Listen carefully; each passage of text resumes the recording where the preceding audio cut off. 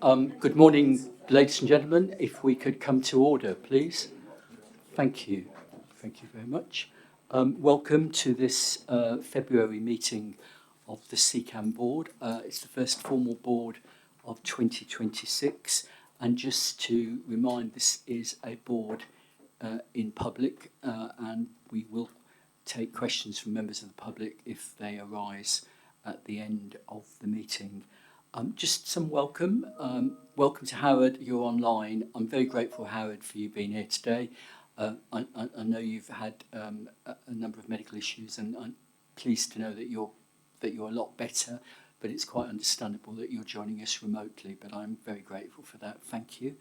I'm also grateful to see today, which is a really great success, I think, our shadow board, and we're going to hear from you shortly, but thank you very much for being here today. You are very much an important part of CCAM now in its decision making, and we'll talk more in a moment. There are a few apologies.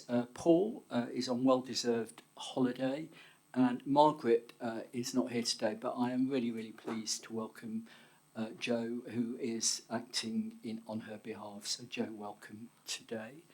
And then I've got a few things to say, but I'll say them more under my report. So if we can go on to declarations of interest, just to confirm there are no declarations. Thank you. Minutes. Peter, are there any comments come to your minutes, or can we approve them? No. Okay, so we assume they're approved.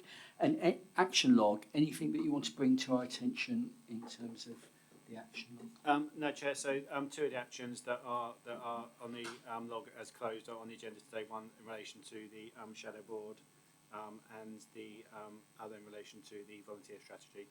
Thank you. Okay, that's great. We're making good progress.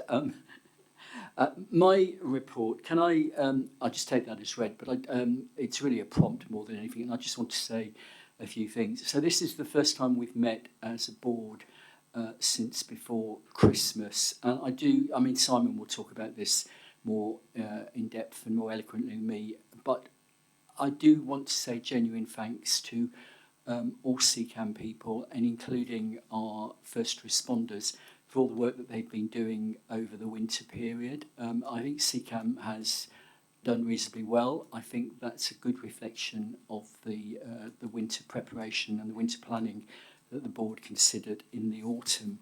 But I do recognise the efforts that have gone in to ensure that we deliver the best patient care that we can.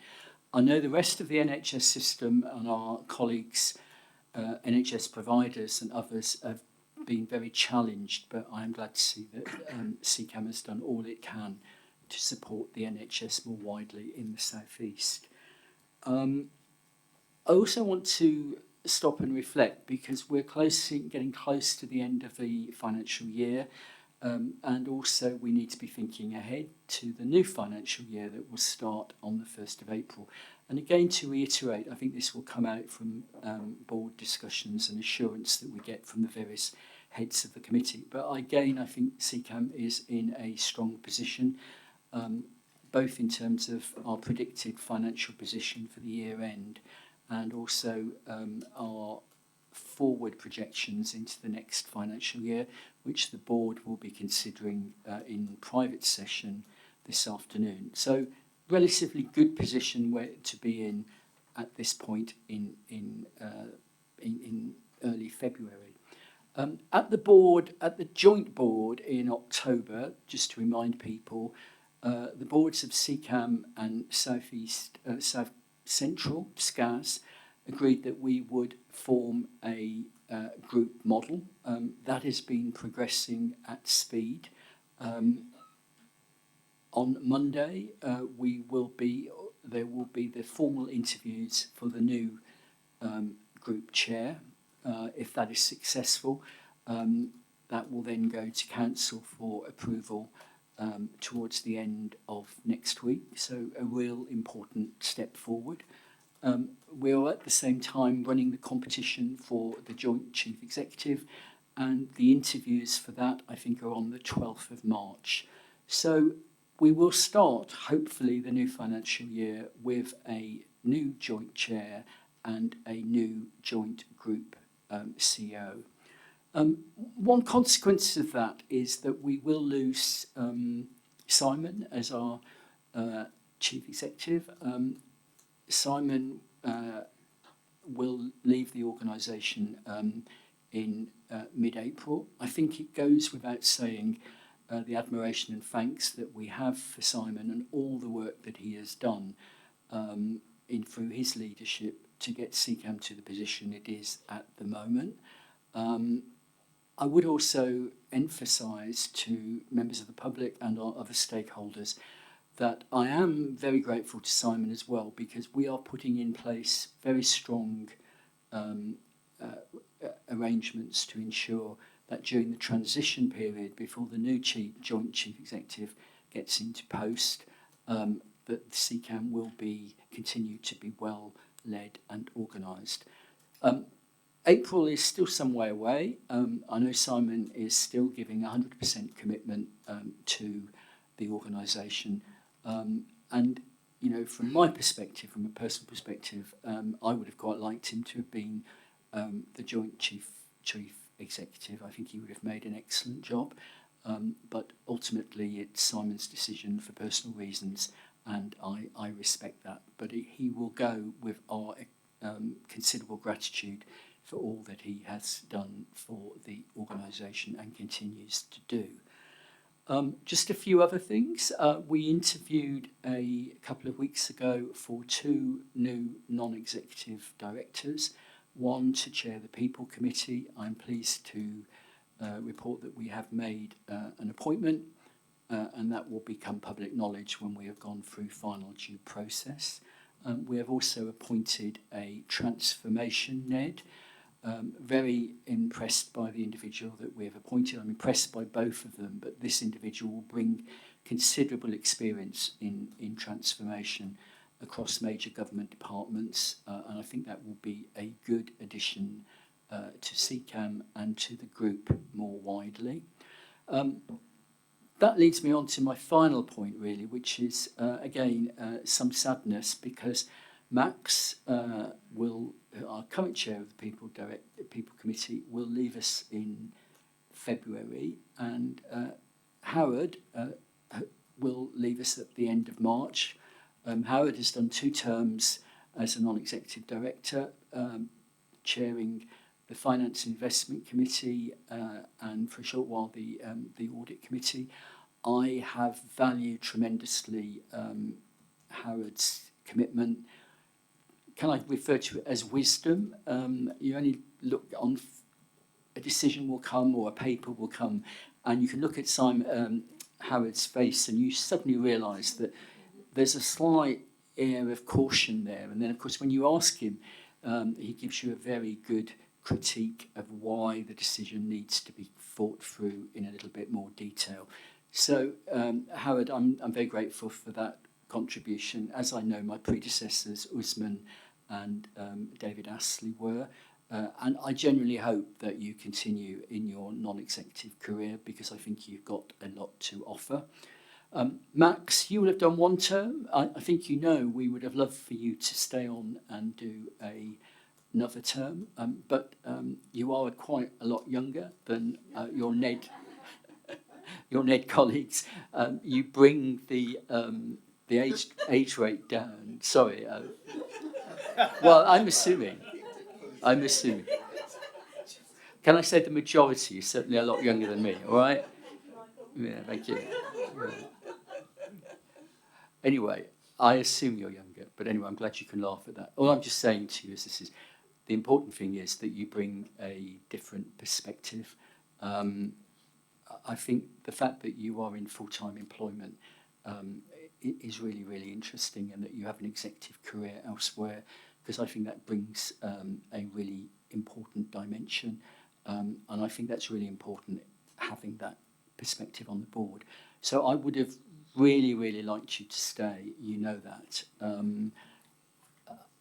There are a number of achievements that you can, add, you've contributed to. I think the support of the LGBT network, and also the shadow board, and also your chairmanship of the People Committee, all really important achievements for which we are exceptionally grateful. Again, I fully understand it's quite difficult to combine a non-executive job with an executive career, but I would very hope that you would return at some point to being a non-executive, because I think you have got a lot to offer, and we will certainly miss you and Howard. So thank you, and my apologies that I still think you're the youngest, but never mind. I have this now this opportunity to give the shield, which I think is a long-standing tradition here. So we've got the shield here for you, and we've also got the shield for Howard, which we will make sure that Howard gets. I think Howard's last formal meeting will be at the board in March when we've got a development committee, so we'll hold it for that, Howard, for when you arrive. But I don't know if you can get to me, or somebody can pass this to you.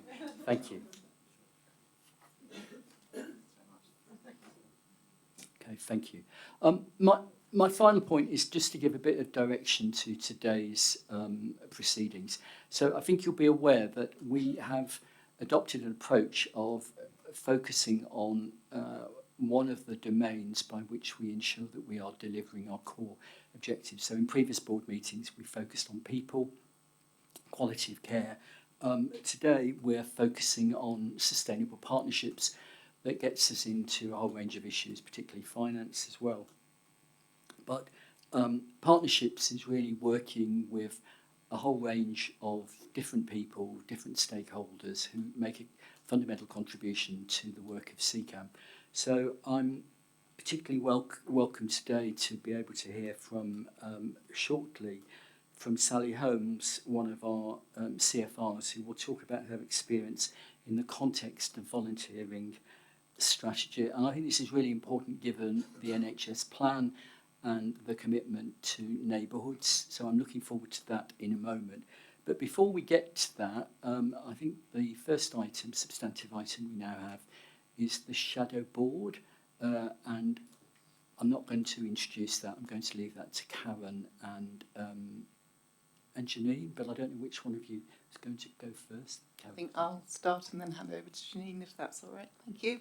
So thank you very much. I'll be brief in my own brief report for the shadow board meeting that was held on Tuesday, because we've got colleagues here who I think can speak far more eloquently about some of the issues than I can. So we had a very good meeting, and I think the main thing to feed back is there is a view of the board, and both those of us that have the privilege of being involved in developing this, that the maturity and professionalism is really, really coming through very strongly, and I hope you'll see that from some of the work that they've actually done.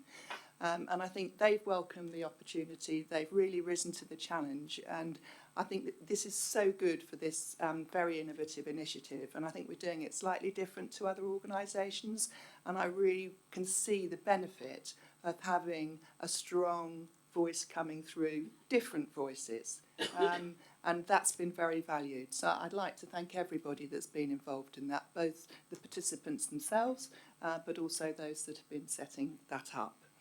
The themes for this time, we always do a bit of a rigorous review of the CEO report, and they found that very interesting and informative this time. There are a few little suggestions, but I'll pass those on outside the meeting. We then had a look at the quality and safety report, and I have to say, you know, if you're invited to come as an executive to the shadow board, you're not always going to get an easy ride. Is that fair to say, Joe? Joe came the other, and I think on Tuesday it was a really helpful two-way conversation and very respectful. But there was a good degree of very appropriate challenge there. I think that's fair to say, and I hope you found it helpful too in terms of things I know you're following up on. So thank you for that. We also looked at some other papers that we're discussing here today, the estate strategy, and again, there were quite a lot of helpful thoughts and suggestions which I think were taken up very well. So good progress all around. The final item we discussed was the challenge that had been raised in two directions, I think, at the last board around whether we're doing enough on violence and aggression from the perspective of the Shadow Board, and Simon also made some contributions to that, and we're going to hear a bit more about that now. So I think without any more ado, I'd like to hand over to Janine, who's been the main protagonist of kicking off this initiative. So over to you, Janine. Thank you. Thank you, Karen. Thank you, Karen. I will leave my Shadow Board colleagues to introduce themselves shortly, but I just wanted to take the opportunity to recognise the big step forward we're taking today in the evolution and maturity of the Shadow Board. So I'm very proud and very pleased that this will be the first time we'll be hearing in person from our Shadow Board members. Karen gives chairs feedback very, very well at each board, but I think it really does mark a step forward that we have colleagues here today giving that feedback directly to the board. This is in direct response, as Karen says, to the ask from Simon at the last board meeting around violence and aggression.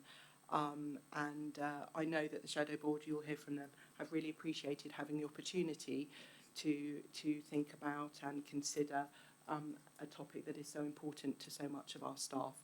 So finally, I would just like to say Hannah and Philip will be sharing some detail around some of the assaults that they've experienced, which will be difficult to hear. So just a bit of a warning here that, if anyone feels upset or affected by it, please reach out for some help afterwards. But it's important we hear that firsthand. So just thought I'd give that warning. But over to you guys. Thank you. Could we bring the charts up, please? Lovely. Very good morning, everybody. My name is Philip. I'm a paramedic based here at Banstead. And this is Hannah, who is a paramedic at Dartford and on alternative duties with the Professional Standards Department.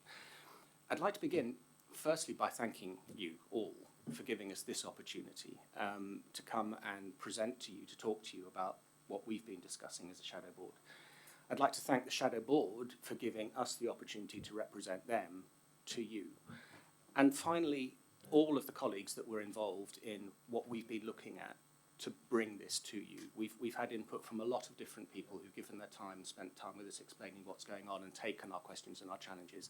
So many thanks to everybody. So, why are we here? Primarily, it's in response to Simon's request from the last meeting, and I'll come on to that in a second. What we wanted to do was to look at this through two lenses. One was assurance. Do we, as the Shadow Board, think that you, as the Trust Board, can be assured that we're doing everything we can in this area of violence and aggression towards our staff? And what we want to look at then is how do we improve it, and how do we focus on protecting our staff and improving the assurance that you, as the board, have? So the question, how should the Trust tackle violence, aggression, harassment and abuse towards staff? That was what we took as the question that we wanted to look at. The things that we looked at what zero tolerance in healthcare means. And it's interesting that this was actually quite contentious because it's a phrase that I think we use fairly easily. Zero tolerance. Of course we've got zero tolerance for violence, but have we? What do we mean by tolerance? Because what we'll talk about in a little while is that some of this is going to happen whether we like it or not. So how do we manage that? How do we minimise it? But if we use the word zero tolerance, we need to be very, very clear what we mean by that. We've looked at the effectiveness of current protections and assurance, and we're going to look at where the board has the greatest impact and what we're going to recommend for that. So we spent some time with subject matter experts, and you've got details in the paper that we've put in the pack. Firstly, we looked at history marking, and forgive me for those of you who know this intimately, but I suspect not everybody does know what history marking is. So if a patient is violent towards a member of CCAM staff, there is a process where that information gets put into the system so that when somebody else goes out at another point, it can be flagged up. You're going to somebody who's been aggressive in the past. And there are lots of different types of markers, and we'll talk about some of the issues around that. We talked to the Security and Violence Prevention team, and I'm here modelling one of our body-worn video cameras, in case you haven't seen one before.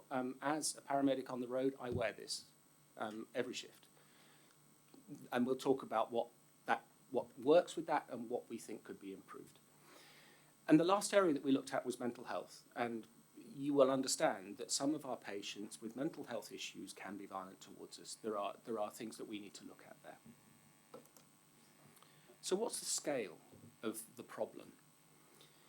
The first piece of data that we looked at was the staff survey, which in 2024, nearly half of the people who responded to that survey reported abuse in the previous 12 months. If you look, I think it's page 72 of the revised pack that you've got, and you look at the sustainability IQR, and you extrapolate to full year, 1,444 of our colleagues have reported violence and aggression towards them. Now, notwithstanding what I said about zero tolerance, to my mind, that is 1,444 too many. It's a staggering number. It's a third of our population in CCAM. Now, incidents vary. We're going to hear from Hannah in a moment about some very specific ones. And some are very serious, some are less serious, but every single one needs response and support from the organisation. And I think that we do have here an opportunity to strengthen the assurance that the board has and some actions to take. So before we go in to talk about history marking as a process, I'd like to ask Hannah to take us through her personal experience. So Hannah. Thank you, Philip. Please excuse that I'm going to read this verbatim because due to the case going through the court, I need to make sure in a public setting I don't jeopardise that. So last year, in June, I was physically assaulted by a patient, leaving me with injuries that took over 12 weeks to heal. I have sadly been left with ongoing nerve damage, which is a constant reminder of that day, and I'm learning to live with my new normal. I've been financially impacted with having to change my car from a manual to an automatic and other treatment costs. I cannot give details as it is currently going through the courts, but I can say that the CPS have charged the patient with ABH of an emergency worker, with a court date in place for this year. I would like to thank my manager, the investigating police officer and the violence reduction team for their support through the process. Their work is vital. In my 6 years with CCAM and 3 years as a student previously, I also have been sexually assaulted by a patient, and on another occasion, whilst responding on an SRV, which is a car on your own, at night, alone, when it was dark, a male said to me in his house, "I am sorry, my love, but I am going to kill you now." I understandably ran for my life, away as fast as I could, and requested help. He was later found to have had a knife in his pocket, and the police arrested him for threats to kill. Sadly, both these cases did not progress to court for complications around evidence. These cases were both before body-worn cameras. Why I'm sharing these stories with you today is this. It may surprise you to know that all 3 of these patients have been violent and abusive to previous crews. This was not their first abuse of CCAM staff. They were known risks. Vital learning around how I could have been kept safer going into these calls has been found. As an expert by lived experience, I wholeheartedly support a history marking policy and procedure rewrite to include standardisation of actions that EOC and frontline staff must undertake when someone has found to have a history of violence and aggression. We cannot mitigate all risk, especially unexpected first-time violence and aggression, but we can aim to find assurance that we have robust, repeatable processes in place when we are responding to people who have a known history of violence or abuse of trust staff, or colleagues in the wider NHS or partner agencies. I would like to thank the board members that took the time last year to listen to my suggestions on how the Trust could improve post-assault welfare, and really hope that the new wellbeing offering will enhance the support offered to colleagues in the future. I would like to thank Simon for asking the Shadow Board for our input, and I hope sharing my story will help our colleagues and keep us all safer from harm. Thank you. Thank you, Hannah. It's sobering, isn't it? So history marking. policy's been in place for 10 years, and it hasn't been fully revised in that time. It's been amended, as policies always are. But what we heard from the experts that we spoke to is that now is the time for a full revision, and we'd like to recommend that to you. We'd like to see improved visibility of multiple risks. It won't surprise you to hear that sometimes a patient will have multiple flags put against their name for different things. When a dispatcher is sending that information to a crew, they can only give you one of those. That's a technical thing, but it's something that we need to fix. We need to provide clearer, actionable detail about what those risks are and what we're asking our crews to do with that information. And also, if a patient is violent towards me today, it can take a month for that marker to go onto the system. And we all know that sometimes patients will call us back every day, or maybe once a week, but I could have crews going to that same patient 2 or 3 or 8 times before a marker is on there. So how do we make that happen quicker? And we do need to reduce the reliance on the verbal relay of risks. What I mean by that is that because we can have multiple risks on the system, a dispatcher will then call a crew over the radio and say, I need you to know this and this and this. Fantastic, you think, brilliant, good use of information, until a category 1 comes in, the dispatcher has to cut your call and go and deal with something else that's more important, you don't get all the information, or the radio cuts out, or. So we think there are some issues here that need to be addressed. When we look at violence prevention, from the current position, what we're seeing, and I think some of this is in the pack, that CCAM is improving against our compliance with national standards, which is great. We are seeing expansion in body-worn camera use, and we've implemented conflict resolution training. I think the number is that 3,200 of our colleagues have received the training. We'll talk about that a bit more. Because what we see for the future is we don't want that training to be a once-off. It needs to be refreshed every year, every 2 years. I don't know what the number is, but it's something that needs to be, it needs to become muscle memory in how we deal with this. But it also, we think, needs to be tiered, because if you look at the numbers, the younger members of our workforce and those with less than 5 years are significantly more likely to receive violence and aggression than people who've been in longer who are older. And I know there is really good work going on with the universities that deliver education to our people and the people that are coming in, but we need to enhance that. And we do need better evidence on what's driving violence. So then mental health. Mental health, as you know, is really complex. The interface that we have with partner agencies is difficult and complex, and it gets sometimes in the way. We, as CCAM, can be sent to see patients for a welfare check. That's come from a mental health agency who aren't sending somebody because they know they're going to be violent. We go with no information into what could be a really difficult situation. What those patients need is the right professional in the right setting at the right time. And I know I'm not telling you anything you don't know, but we've got to bring this into the whole piece. And the model of care for mental health does aim to improve triage and get appropriate access for patients. We need to build on that with this violence and aggression lens. So our recommendations. And forgive me, these are in a slightly different order to the paper that's in the pack, but the content is the same. The first one is that we would like to suggest that the whole of this piece that we've been talking about is brought under a single executive. Currently, I think there are 3 execs in this room who have responsibility for parts of it. And I know that the history marking team, if they need approval for something, have to go to 3 different execs. So that is our first recommendation. The second one is that we revise the history marking policy and that we work hard to enhance the system for the reasons I've talked about. As Hannah said, we need standardised procedures for known violent patients. And what I've been talking about here is, you will have got the flavour, it's very much about road staff. We are very aware that all of our colleagues in the call centres are also on the receiving end of verbal abuse and aggression, and sometimes really, really difficult, unpleasant stuff. I don't want to minimise that for a second. They need to be completely included in what we're doing here.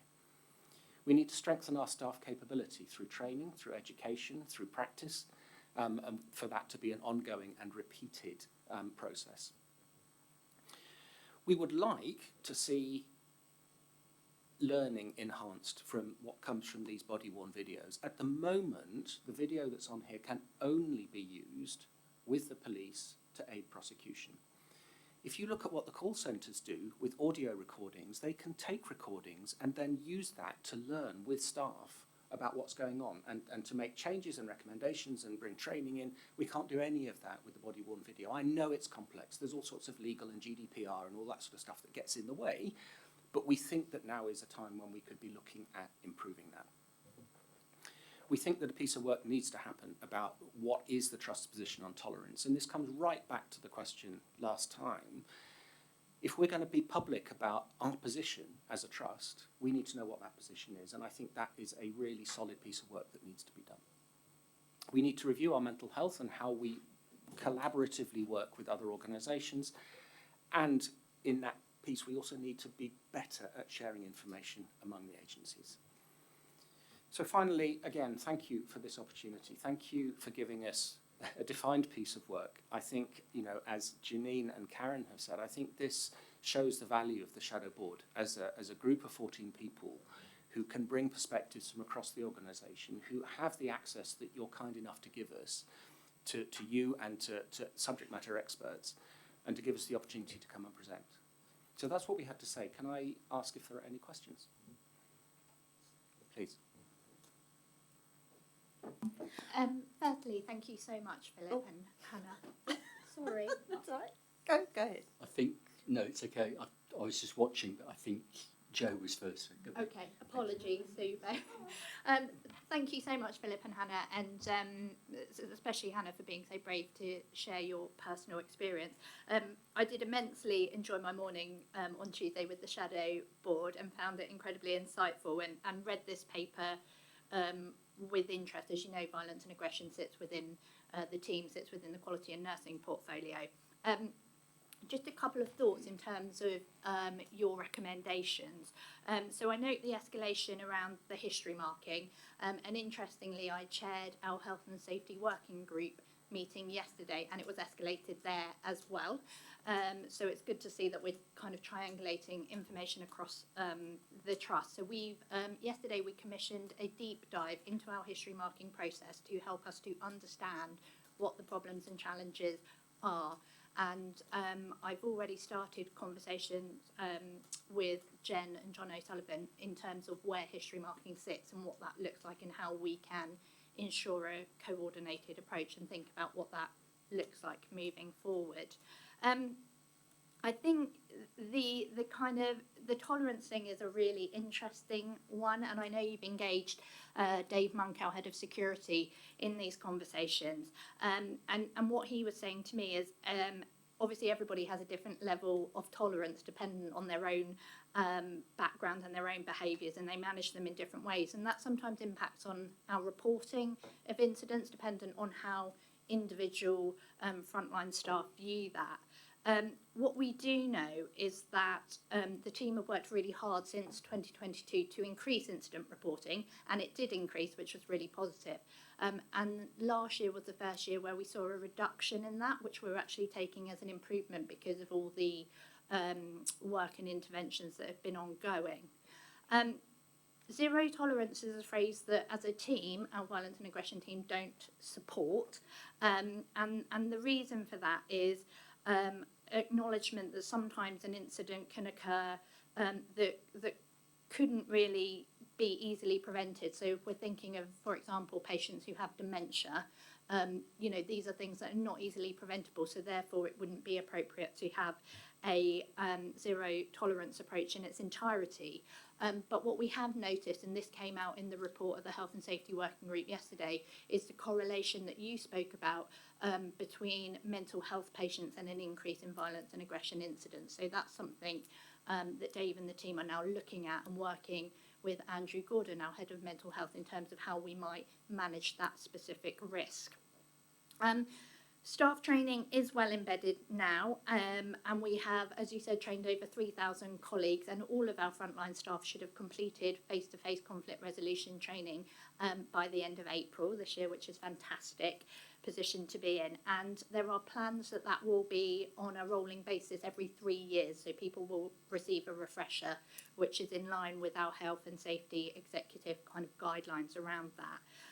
We've also recently delivered training to our 111 colleagues, which is training that was shared with us by the East of England Ambulance Service, and we're utilising that and then looking at rolling that out to 999 call handler colleagues as well. So hopefully we're having a real focus on those kind of verbal abuse that is now seen in the contact centres as well.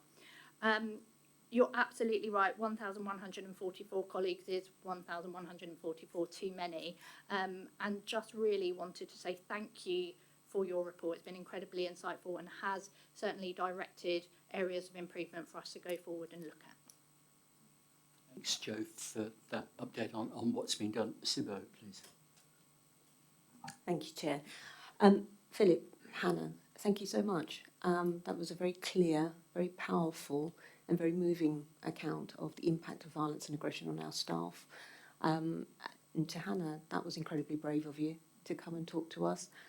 Thank you so much for doing that. Violence against women and girls is a government priority. It's a CPS priority as well, Crown Prosecution Service priority as well. And we should not take it lightly in this organisation. I'm very sorry about your experience, and I hope that we can improve things so that other women don't have the same experience with us. I had one question for you, which, because you talked about body-worn cameras, and for those of us who've been in the organisation a while will know that we had a number of trials for body-worn cameras and then we rolled that out. And I would like to know if you genuinely believe that if everybody wore a body-worn camera, the incidence of violence and aggression would really significantly reduce, and would that have had an impact, particularly in your circumstances, Hannah, on the progression of your case and other cases that were dropped due to lack of evidence? That would be my question for you. My comment, and I think this is probably for the Chair and for the Chief Executive, is that yesterday I was at a quality committee in another organisation and we were talking about violence and aggression.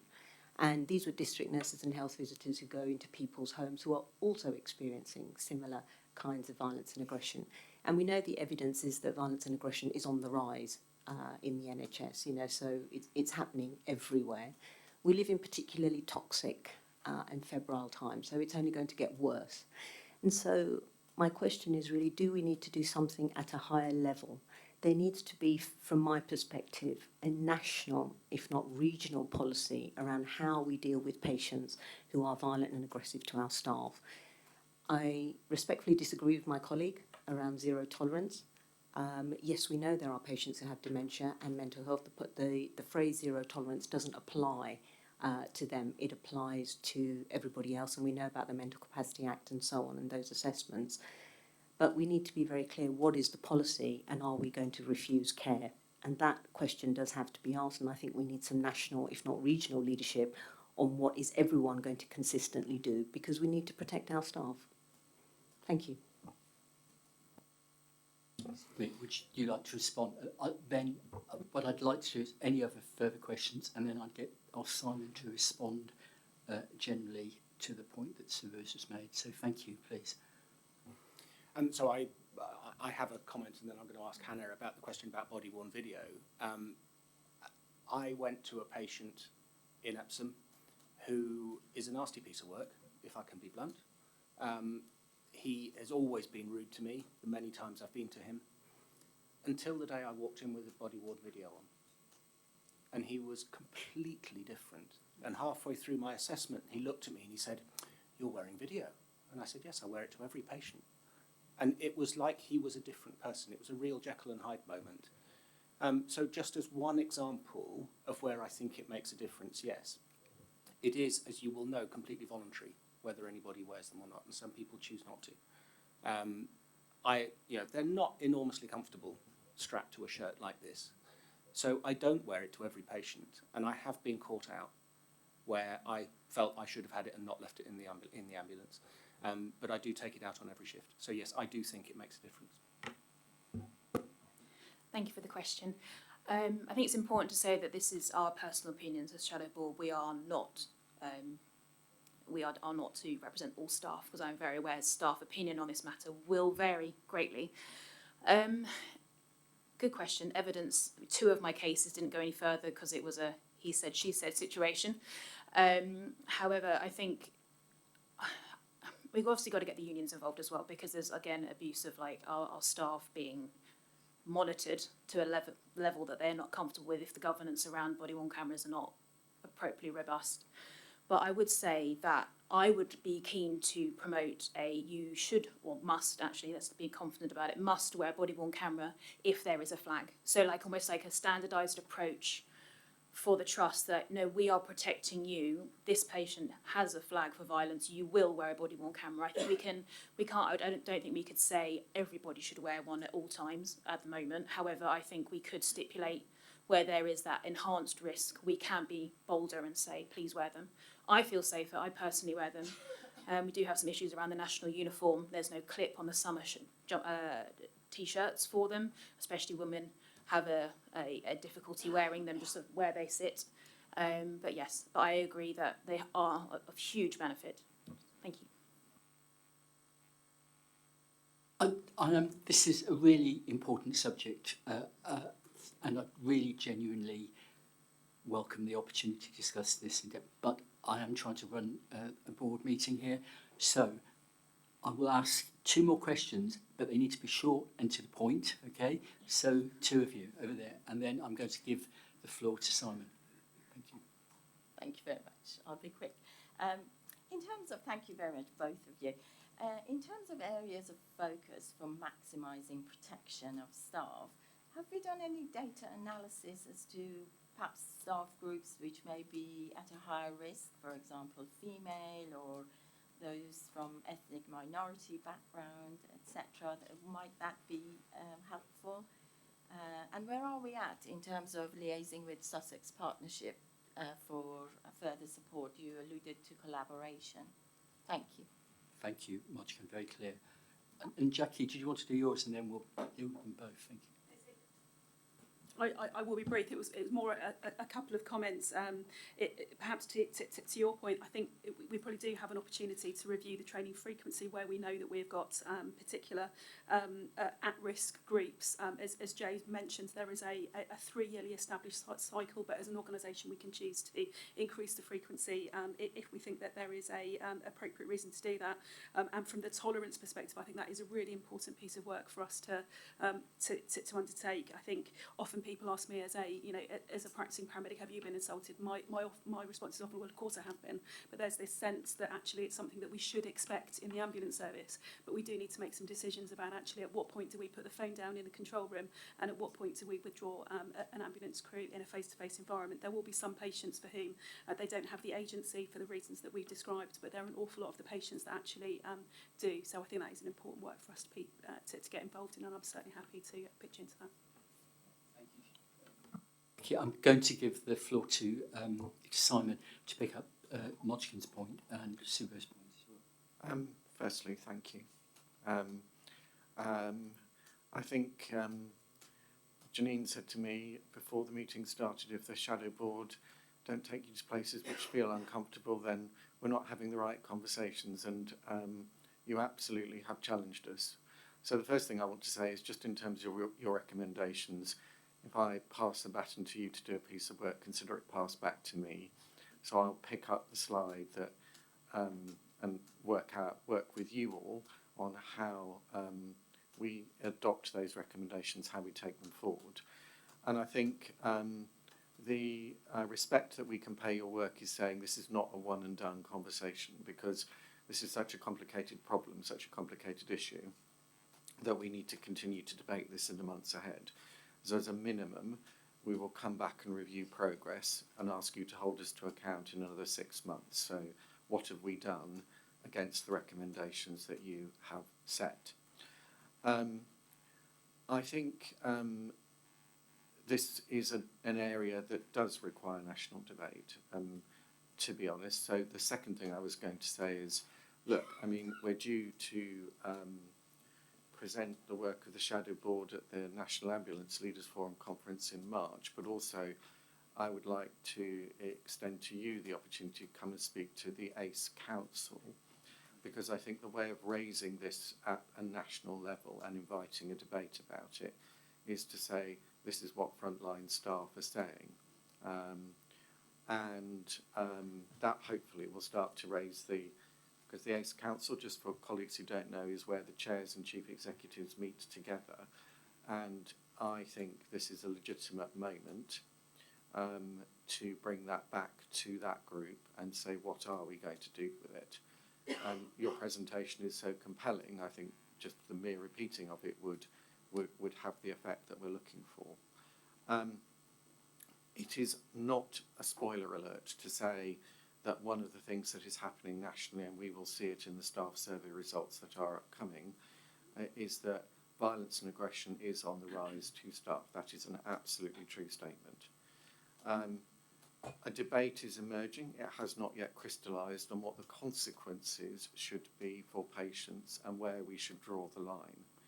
As we've seen even in this debate, there are different views about where that line should be drawn.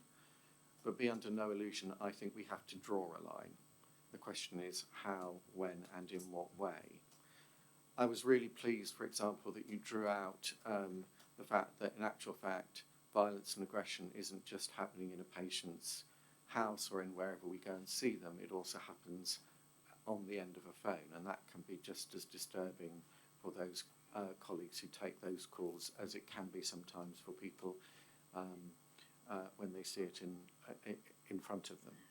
We need to address both.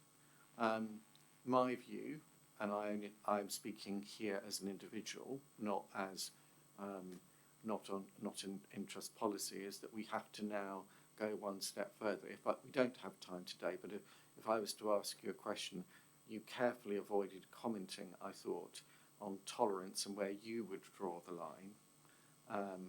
But I think that's a debate I would invite the Shadow Board to continue to have, because the best way of determining where you might draw the line and what that line might look like is by asking the people who've been impacted. And I think we need to be respectful of and continue to have that conversation with you, and not assume that we who might have to make policy automatically know what the right line is, because the situations that you face are so complicated that we should continue to hear from you. But I am supportive and want you to be clear about the fact that I do think we need to draw a line. I do think, to Subo's point, we need to draw that line at a national level. We cannot have a differential position on this as a sector, because that would be tantamount to just creating a very divisive conversation very quickly. But I think it's a responsibility for all of us to take what you've said into those rooms, and I promise you that I will do that on your behalf. So can I just end by saying what I started with, which is thank you for this. It is an important first step, and we will continue to debate this, because we absolutely have to respond to the challenge that you've thrown down. Thank you, Simon. I'm conscious we didn't answer your question, Mochkan, around about Sussex. I generally don't know what's going. Do you know what's going? Maybe Jen, would you like to comment from an operational standpoint? That was shouldn't be me all doing all the work. I was just going to confirm that through Andrew Gordon, we're working really proactively with Sussex Partnership and our other partner mental health trusts to enhance, as I think you referred to in your presentation quite rightly, to enhance the collaboration that we have with partner agencies. I mean, some of the examples that you gave around welfare calls and other things is something that we really need to work with expedition on. So I think we are doing that, Mujgan, and that's a really important part of the mental health pathway. And I think, just to pick up on your point, the only other thing, Mujgan, I was going to add was one thing I hear very regularly from staff still, their lived experience about the impact of the stance that the police have taken in terms of right care, right place, or right person, sorry.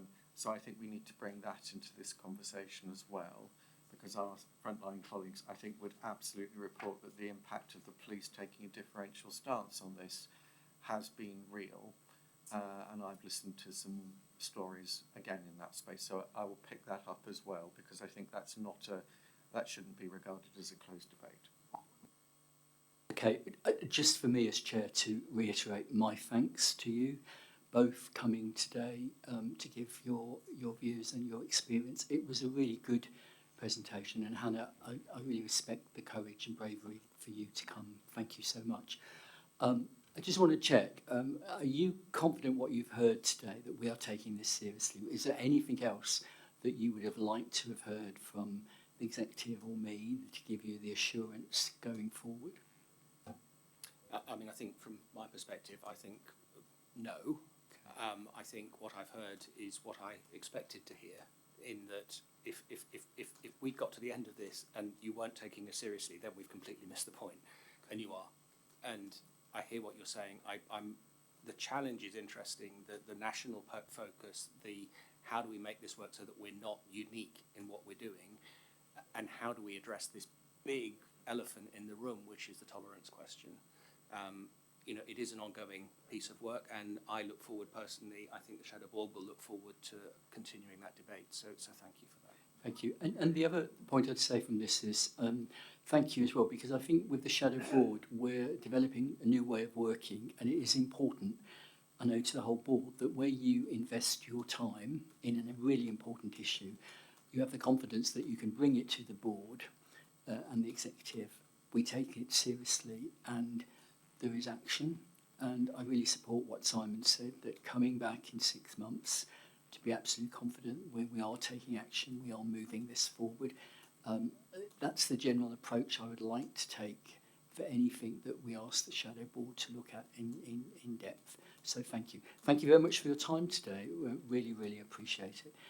So I think it's your report now. Thank you. I will be brief because we have spent the time where it needs to be spent. So just a few things from me. 3 things, I think. The first, to say a massive thank you to everyone who is out there and who has helped us deliver the numbers in December and January that I report on. It was really pleasing to note that despite the fact that activity was up, that is of course a challenge which we're going to come back to when we get to the planning part of the conversation. In both Category 1 and Category 2 this year, we improved our response times. That does not happen by chance. It takes a whole team, and I want to start by reminding everybody of the colleagues in Churchill who help get our ambulances ready, the colleagues in Digital who help us report on our activity, our scheduling colleagues, all of whom lift up our frontline ambulance colleagues to get out there and serve our patients. It was also particularly pleasing to see that our hear and treat rates are continuing to develop. We know that we've got more to do on that, so a massive thank you. I think I was listening to the Today programme today, and I heard that it was the 35th day of continuous rain. So we are still in the middle very much of winter, and I know that it is difficult out there. So a huge thank you from me, and I think everybody else around this table, for all that people do.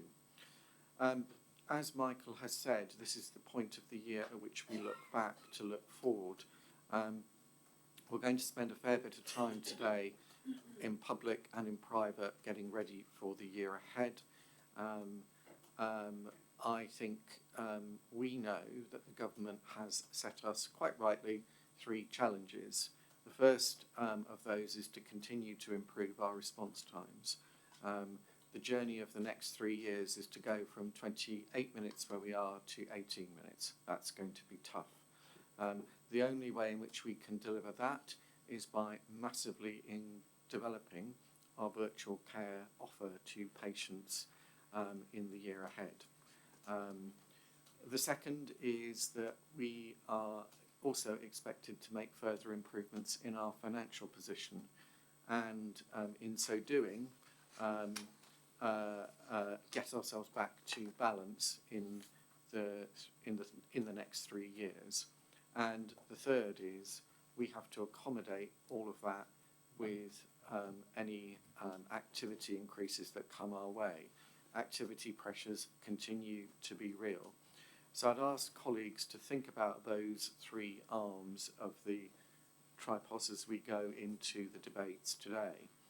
I'm particularly pleased today to be able to sign off our volunteering community resilience strategy, and I'm delighted to welcome colleagues into the room. It was a particular pleasure to meet Sally. She will speak for herself when she does the board story, who very kindly came in on her birthday. I will not mention.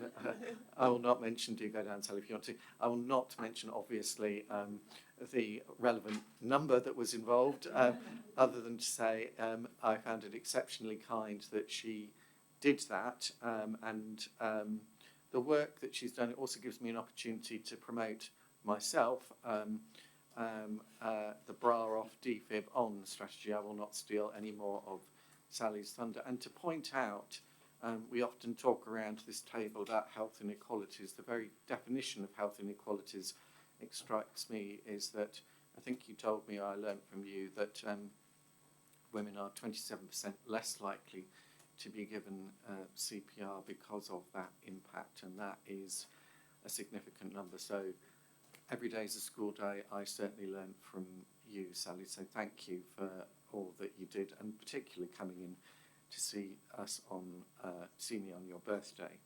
I'm going to leave that there because I'm mindful of the huge amount of business we can get through. So I'd like to end as I started to say thank you for everybody's contribution to get us through December and January. We're not out of the woods yet, but we're plugging away, and really looking forward to the discussions that we've got today on the upcoming year. Thanks. Welcome, Sally. Really pleased to see you today. The floor is yours, really. Thank you. Right, well, thank you for inviting me. I wasn't sure what to expect, so I haven't prepared anything. I'm going to speak from the heart.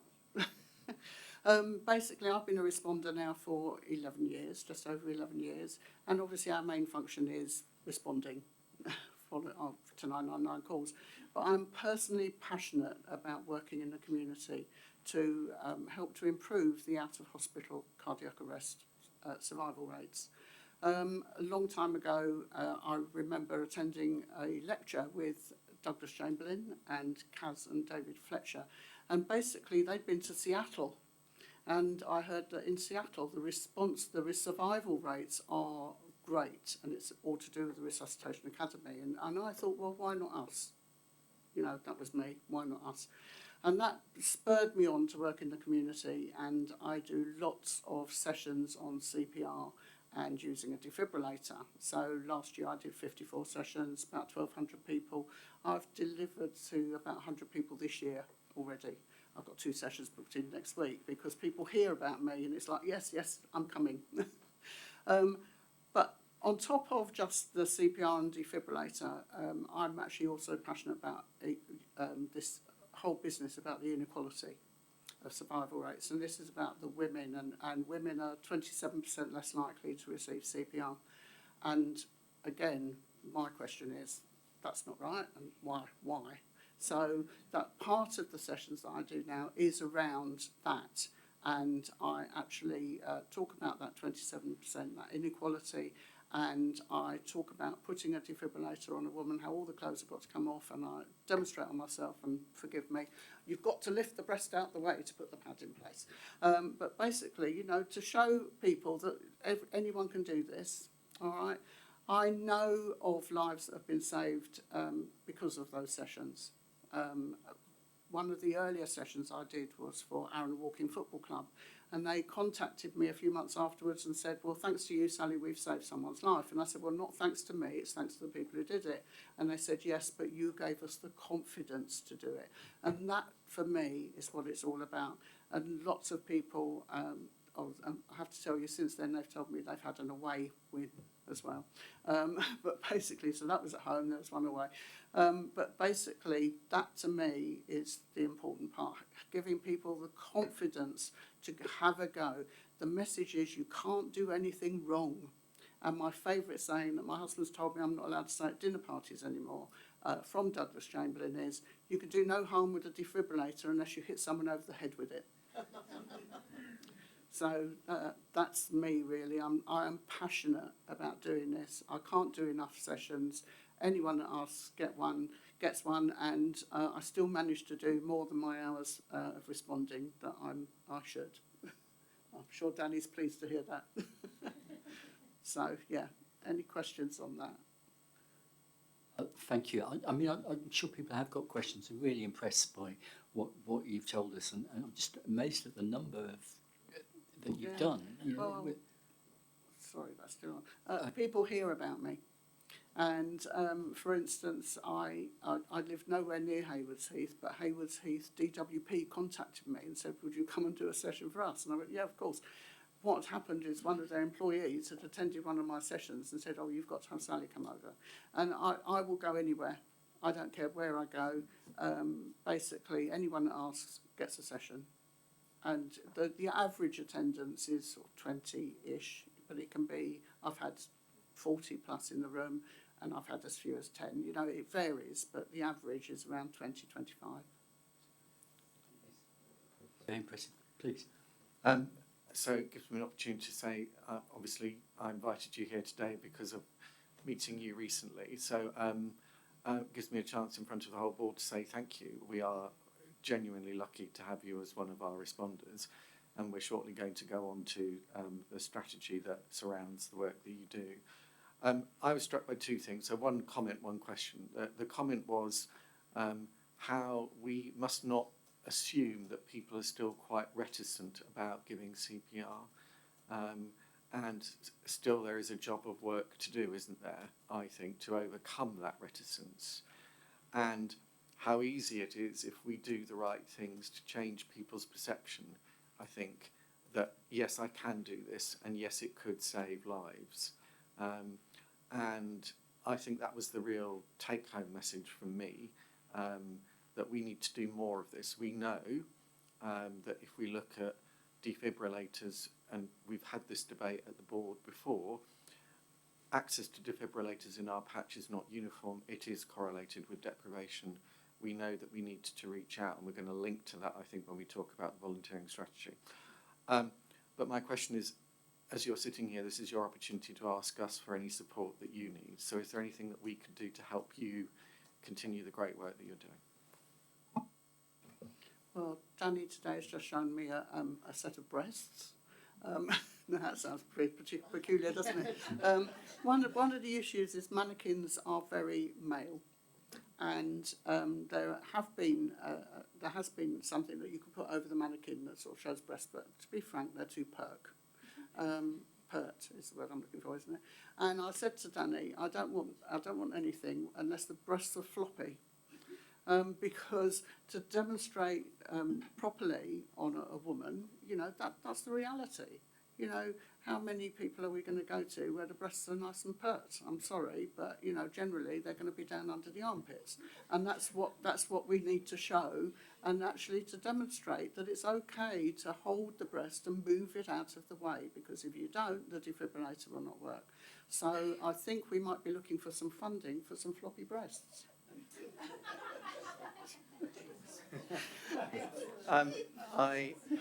I will just say challenge accepted. I think that's probably the only thing I can say. I absolutely hear you. There are transferable models from other parts of healthcare which you've made me thoughtful of, so I hear you. We will respond to that. That's fine. Thank you. May I just add?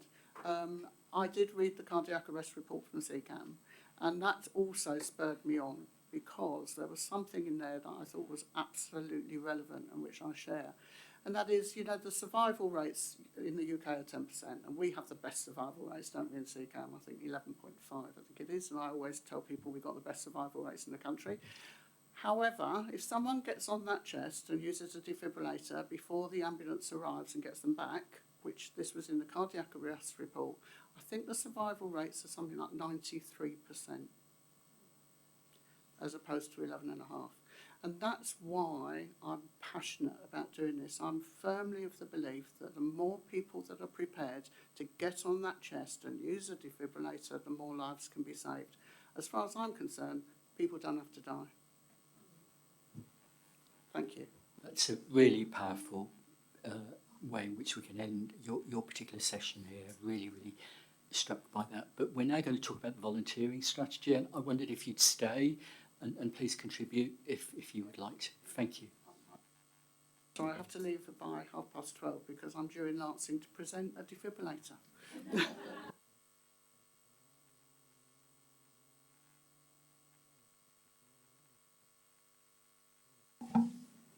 Sorry about that. Thanks very much, Michael. So I'm really delighted to present the Volunteering and Community Resilience Strategy and the accompanying business case to board, hopefully for approval to proceed. And this is a really exciting opportunity to build on all of the fantastic work that Sally and others are already doing, and to further supplement, structure and enhance our our volunteering efforts in support of, as you say, Sally, saving lives, but also in support of the best possible patient experience and a sustainable offer to our patients across the South East. So board will remember that we talked about volunteering previously. It's getting on for a year ago now. We commissioned Helen Vine of AACE to report on our current volunteering and community resilience setup, and she presented a very helpful report exploring the service as it stood and making recommendations which we accepted at board. And since then, we've been working up a strategy and business case to address those recommendations, which has been considered through Executive Management Board, Quality and Patient Safety Committee, People Committee and Finance and Investment Committee, and has, of course, been drawn up with very significant input and support from our volunteers themselves and our trust staff. What we would like to do is just briefly highlight the kind of key aspects of the strategy, which I'm going to invite Danny to do as really the architect of the strategy and perhaps the coordinator and consolidator of all the input that we've received. And alongside that, we've also got the business case, which has travelled through business case review group and the Rexit committee approvals, and has the funding behind it with the approval of Simon to allow us to move to the implementation stage of an enhanced structure for volunteering moving forward. I think the only thing I'd want to add is we're on a journey of constant enhancement, so we are after the meeting today also going to enhance the strategy by including a further case study of our emergency response capability, which will just bring greater flavour to the report and illustrate the breadth of the volunteering that we already provide and intend to include within the strategy, because I'm aware there was a question asked regarding the inclusion of the emergency response capability within the strategy moving forward. So we'll illustrate that with a case study, but I'd like to note that we do already capture within the strategy the intention to continue with that emergency response capability to ensure that it's available across all three of our geographical divisions, and also to ensure that we provide the requisite training to continue that capability across emergency response and other areas for our volunteers, and to utilise charitable funding where possible to enhance our volunteering offer. So in answer to the question asked, then we are including those elements already embedded within the strategy, and we'll be enhancing their visibility through the case study. I think I'll pause there and I'll hand over to Danny just to highlight the key elements of the strategy. Thank you, Jane, and good morning, members of the board. So there's 4 areas of the strategy that we wish to focus on, and the idea is that this will enhance and contribute to our wider trust clinical strategy. So the first is to strengthen our leadership and governance within the community resilience team, and that's about ensuring that we have the appropriate infrastructure in place to support our volunteers and deliver that effective volunteering service. And Sally has kindly spoken about a lot of the work that happens across our trust already, and that's without the benefit of that enhanced infrastructure, so we can be so much more deliberate with that once we have the infrastructure in place. The second objective aim is to gain, train, maintain and then retain a diverse volunteer workforce, and it should go without saying that we can't have a volunteer strategy without volunteers, and so making sure that we are finding opportunities for the right people, that we are supporting them, that we're training them both efficiently and effectively, and that inclusion of the word diversity, I think, is fundamental within that aim. Diversity should always be more than just a buzzword. It's really important that our volunteers are representative of the communities in which they serve, so that they can truly be embedded within those communities. And we consider communities within the widest sense there. So we're not just talking about geographical regions, but we might be talking about culture groups, faith groups, preformed collections of people. So anywhere where we see a community that we can support.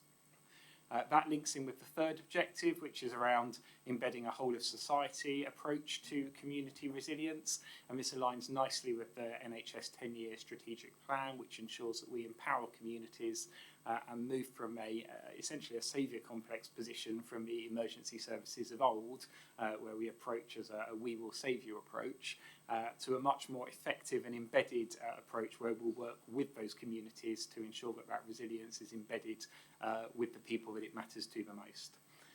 And then our final strategic objective there is around evidencing impact and promoting sustainability.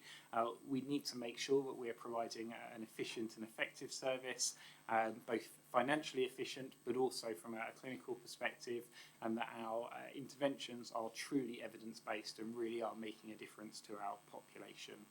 So thank you for giving me the opportunity to present this strategy. Just like to take the opportunity to thank both those leaders and members within the organisation, both on the board, the committees and the governance groups who've contributed to and supported the process, and that's fundamental to the quality of the strategy that's been presented to you today. But I think most importantly to thank all of our volunteers who continue to be generous with their time, their thoughts and their efforts, because what is presented today is their strategy and around how we can support them to continue saving lives and serving our communities. Thank you. Thank you, Danny. Very, very clear. I'll open it up for questions before we do our board business, which is proving this going forward.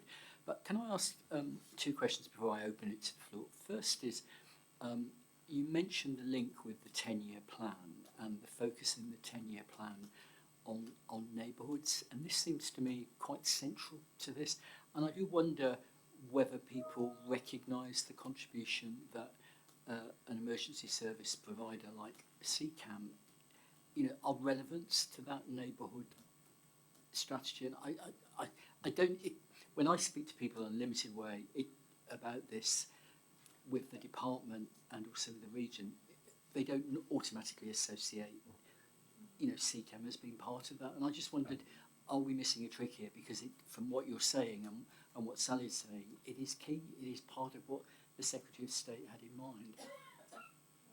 I don't mind, Daniel, which...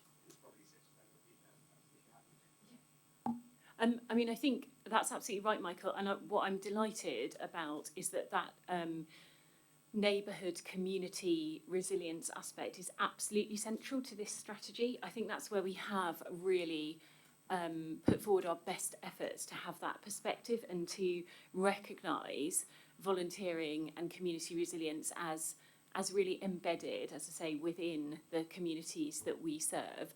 I agree, I think we've got a little bit more work to do to bring our kind of broader trust on that journey, but that is very much part of our kind of longer term strategy to think about resilience as a kind of, and board will be aware that we've got sort of organisational resilience as a upcoming QI priority for the year ahead, and thinking about how we inhabit that resilient space as an organisation, as a promoter of community resilience and as part of a neighbourhood that is resilient and healthy. And I think increasingly our journey is as an emergency and community provider. So I think that will be something that we do more of. We're looking to collaborate more with providers in the community space as we develop our broader clinical strategy. But I'm excited for this to be at the forefront of that journey and to start thinking of our communities from that embedded and resilient perspective. So I think we're right to make the link, but we've got a bit more work to do. Okay, I'm really encouraging that, and I'm also mindful that we are moving to a group model. So how this is replicated for the whole of the South East, I think is really important. My final question, Danny, for you is really, and it may be implicit in the strategy, but I was very conscious of my predecessor, Usman, was very interested in this area and was saying that what are we actually doing to outreach to those communities that may not be served by volunteers, and there are areas for cultural reasons why, and I just wondered, are we doing enough in that space? Thank you. I think that's probably an essential question, isn't it? And we need to make sure that if we're engaging with our communities, we're engaging with all of them and not just the ones that are either easy to get to or traditionally the ones that we've gone to. So we've got a number of active work streams at present, and some will know that we have some community resuscitation officers that we've recruited to on an 18-month project, which essentially leads into the new strategy. And part of their remit is around specifically identifying those areas where we've previously been underrepresented. I was discussing with somebody yesterday about changing our language slightly because we tend to talk about them as hard to reach areas, and actually they're not hard to reach areas necessarily. They're just areas that traditionally we haven't gone to, and we're finding, our experience is that they're really keen to engage. A lot of it is understanding the cultural differences and having people that can work to learn those cultural differences, but it's always going to be more effective if we're working with the people themselves, because we don't need to then embed ourselves in somebody else's community. We can empower that community to start making the changes themselves, and absolutely I think that's fundamental. Okay, thank you on that. Can I open it to any questions? Liz, please. Thanks, Danny and Jen. Great strategy. Absolutely wholeheartedly support it. Just a question from me. This is pivotal to our clinical strategy in achieving our response times and our patient outcomes. Do you have any concerns around, I guess, the volume of our volunteers out there? And you've spoke about those difficult areas to reach, how we can bridge that gap? So I think it would probably be naive of me to say that I have no concerns at all. What I do think is that one of the aspects of the new strategy is to take a trust-wide function and integrate it effectively within the operating units and within the divisional model. And what that will allow for is a much more focused approach, so that we don't just have to have a one-size-fits-all approach. So if there are areas that have specific needs, we can look at how those specific needs can be met, still to meet those principles of the strategy, but to really look at the variation within a specific area and target that appropriately.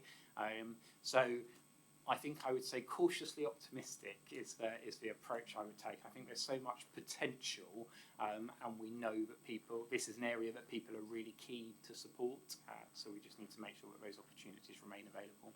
Right, thanks. Thank you. I can live with cautiously optimistic. That's really good. Karen, please.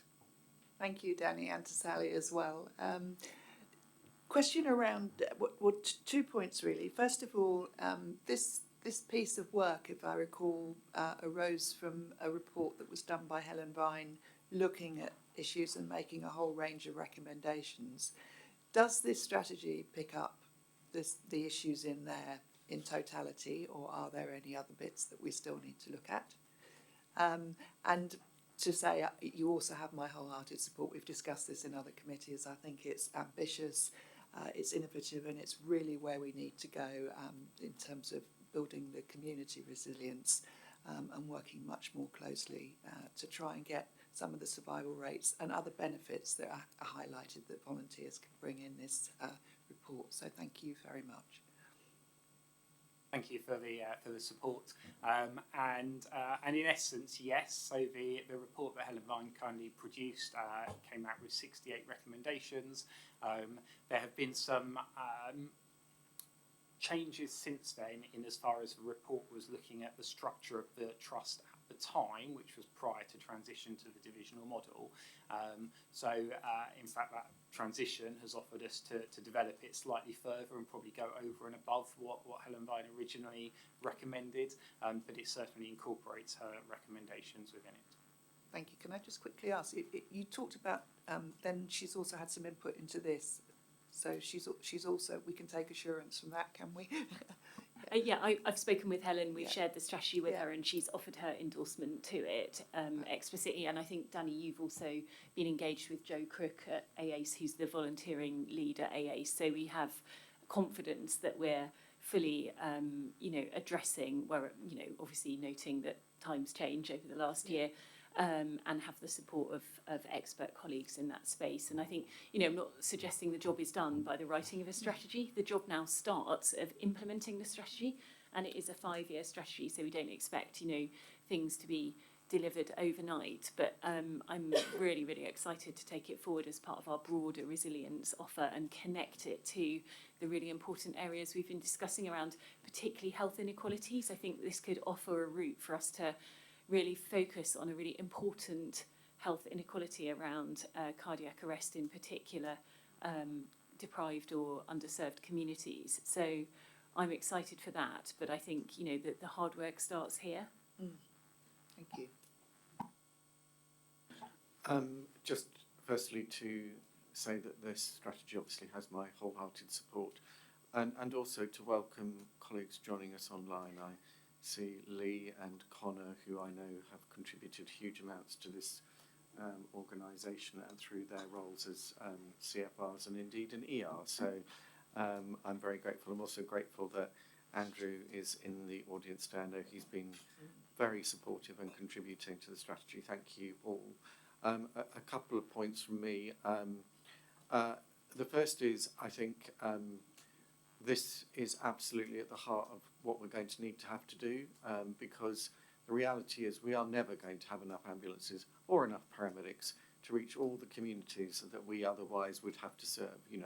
It is a complete truism, but it's worth repeating here that oftentimes the first people on the scene are CFRs or ERs, and it is absolutely essential that we make this work for the benefit of saving lives. So just want to make that link if it were not there clearly already. The second point to say is that Helen had obviously, as Jen said, reviewed this, Karen, but the core challenge that she set us was that previously we had not funded the core infrastructure team to support our CFRs, so the funding was always second-hand, hand-to-mouth.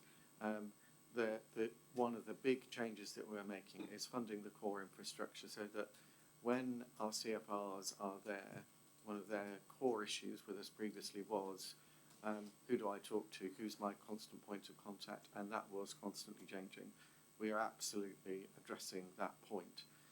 Third point on the bit about reaching into communities. Remember, of course, this will now give us the place, and I wholeheartedly concur with Danny's point. The NHS is blessed with a huge community of volunteers who not only work for the ambulance sector, we have one of the largest groups of volunteers in the NHS, but also work in our local systems. I think there's a core part of us in order to do things differently, to reach into those volunteering communities and look at the new partnerships that we can form. I'll stop there. Thanks very much. And good work. Danny, thank you very much for all this. Can I just check with the board? Are we happy to approve this strategy going forward? Yeah. Okay. So thank you. Approved. My only thing is for Peter and everybody else. It is important that we monitor implementation. That it's okay approving a strategy. That's the no disrespect the easy point. The next stage is really having confidence and assurance that we are achieving it. So I don't know how we're going to be doing that going forward, but I certainly think it's important. May I interrupt? I think it's going to be coming through Finance and Investment Committee Okay, because we have that's fine. cited it. Okay, Thank that's you, fine. Michael. Agreed. Suzanne and I had a brief discussion. I think we'll pick it up with Suzanne and Pete. It sits in the kind of resilience and finance space, and we are giving some thought to what the best framing for that resilience piece is currently under the purview of Finance Committee. So we will monitor it, Michael. Okay, and I think it goes for red that there's a big patient quality element in there, so this is a good example of being joined up, which I know you know. Okay, thank you very much, Sonny. Really, really impressive. Thank you. So we can now move over to the main board business, and Can we just formally confirm the agreement of the Business case? Yeah. yeah, and I assume with the strategy, the business case as well, unless I hear the opposite. Okay, yes, you can record that very well. Okay, we now move over to main business of the board today, and we're going to start with Suzanne, your report from the Finance and Investment Committee. So over to you. Thank you. Okay, thank you everybody. And I hope you've all seen and read the report. I won't reiterate it again. We had a very full agenda on the Finance and Investment Committee, and I would just like to thank everybody who helped me bring it in on time. We had a lot of business. As you can see, it's reflected in the agenda here. And that's really all I wanted to say, Michael, because I presume the paper is read, unless people have questions. And I appreciate that quite a few of the papers are on the agenda, so we're going to be working through them individually in their own right anyway. Okay, I will open it for questions, but one question from me is, and it is implicit in there or explicit, you're confident that we are managing all the risks that relate to finance and business, because this is a particular critical point in the cycle. It's hugely critical, and I think, as both you and Simon have referenced, the asks are quite something, to be honest with you. And I think Simon's paper particularly highlights that. The impact of delivering this year, the knock-on effect it has into next year, the utilising the resources we have to bring things in against plan this year and next year, but then the impact that has for the following year, so moving on into 27-28, and the pressures there are on the team at CCAM to deliver the improvements without compromising on patient care and outcomes is quite something. There are a few projects you see that we really need to double down on, a lot around Hear and Treat, a lot around digital, I think, and productivity in general. But yes, the board, we have covered off, we've discussed the risks in great detail, to be honest with you, through the Finance and Investment Committee, and we believe that they're accurately reflected and articulated to board. Thank you for that assurance. Any questions anybody would like to ask? Okay, can we go on then to Simon, the estate strategy, where you're looking for a decision approval? Is that right? Thank you, Michael. So again, in the interest of time, take the paper as read. Paper has been developed following conversations with board, but also Finance Committee, EMB, and a wide stakeholder interaction across the organisation. Covers three main strands: the team and the infrastructure in the estate, in the estates team itself, needing improvement. Our main maintenance contractor, which needs to be procured, and the wider strategy. Key in the strategy, how we use our property, will be over the next 5 years the important consideration and impact of electric vehicles, and that ties through into paper, a business case around fleet replacement over the next 4 years. Because we'll be getting an increasing number of electric vehicles, and we need to carefully think through the operational impact of that, yes, the service we deliver, the impact on fleet and maintenance and workshops, but also the estate we use and how we recharge these vehicles and where we recharge them. So that, if I was to pick one thing that we need to be interested and excited about in the next 18 months, that would be the one thing. But happy to take questions. Otherwise, I think everybody should be familiar with the strategy. next stage will be to write the implementation plan. I am, as at yesterday, thinking we have recruited a substantive Associate Director of Estates to take this forward from Andrew, who has been developing the strategy as an interim. Can I open it to please? Sibo, and then I don't mind if you decide which. Okay. I like the strategy. I'm a great supporter of bringing things in-house. You can control it better. My only question really was around the in-house, the handy person service within it. We talk about wanting to spend around 200k a year, but only saving 150k in the thing by having 3 people, 1 for each county. My question really is, do you think that there will be enough work for 3 handy persons to actually do? I've got no feel for it. Some buildings, everything breaks all the time. Others, nothing. Has the committee, your committee, kind of considered that from a practical point of view, not just a physical point of view? Thank you. Yeah, so I think in terms of bringing people into the team, it's responding to 2 things primarily. One, the frustration on the estates team themselves that they haven't got the time and the focus to be able to deal with some pretty straightforward repairs. And then also the frustration that operational colleagues feel in terms of the responsiveness they get from our maintenance contractor, to the point where people are very happy to go home, rummage through their sheds, find drills and bits to come in and fix things and fix them themselves rather than wait for our maintenance contractor. So we think the business case from a financial perspective stacks up, but it's mainly the social and welfare and human aspects of this that we're thinking about. We think that by showing more care for our estate and being more responsive to our operational colleagues, by being more present in the estate, we will make better use of it and ensure that we are working in a more compliant set of buildings, you know, having more eyes on from people who care about the buildings, as opposed to a third-party contractor who comes in, does a job and then leaves. We think having that presence will make for better use of the estate. Thank you. That's a comprehensive answer. And having managed estates in my previous job, I'm glad I don't have to repair toilet lids here. Thank you. Thank you, Sibo. Thank you for your patience, please. Thank you, Chair. If I could just lift it out of rummaging through the shed and toilet lids for a minute. Thank you for the strategy, really, really helpful. I noticed on the FIC report, when they looked at this strategy, they talked about the fact that the delivery plan will include collaborative opportunities with SCAS. So I was just wondering, did you make a judgment call about not including that in the strategy explicitly? And forgive me if I missed it somewhere in the body of the strategy. But, you know, it's a 5-year strategy. There's going to be quite a big change over the next 5 years. So I wondered whether there should be something talking about that strategically in the strategy rather than in the implementation plan.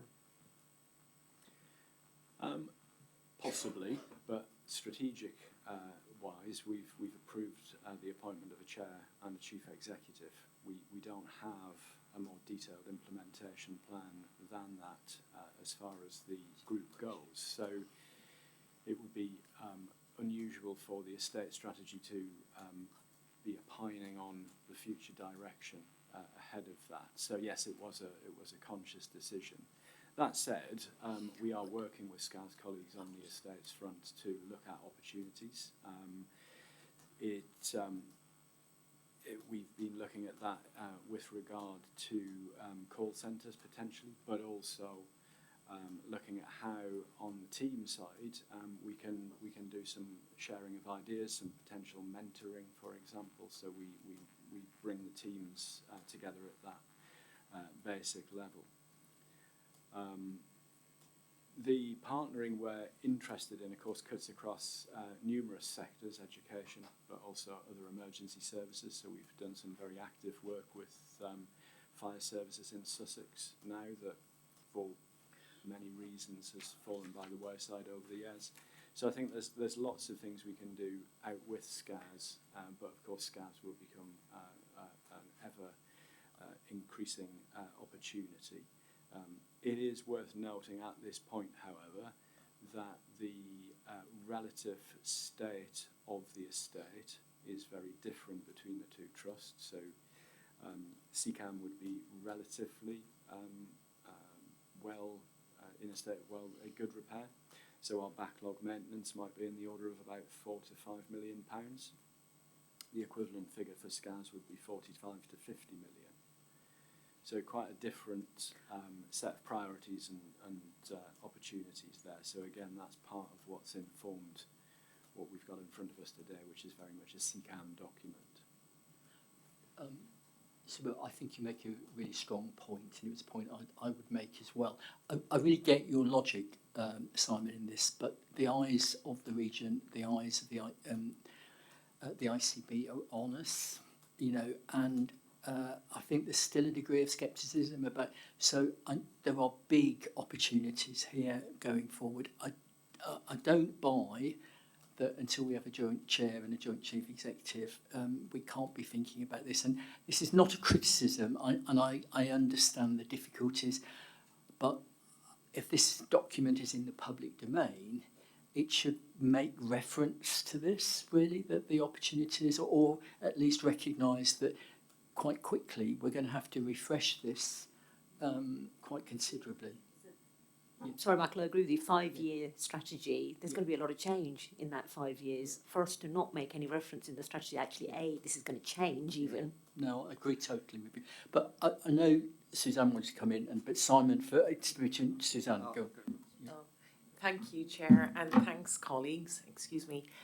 So I really wanted to respond to Peter's point, because the challenge to Simon was the committee satisfied. So as Chair of the committee, I felt I should respond that I believe this strategy was built on a board discussion in September, then came to our committee in November, and there was, you know, as you can imagine, extreme scrutiny of it, which is why then it came back to the committee in January before it has made its way to the board here. So I really just wanted to walk us through the governance behind this. Board in September, Finance Committee in November, Finance Committee January, and now Board February. Thank you. That was good clarification. Simon, come in, and then I think Karen has a question. Yes, thank you. Thank you very much. Just a few points, really. You mentioned about these duty holder posts and some risk posed by not having them. I just would like to know a little bit more about that and the implications for it. What we're doing at the moment, I can see you're planning to do something in 2026.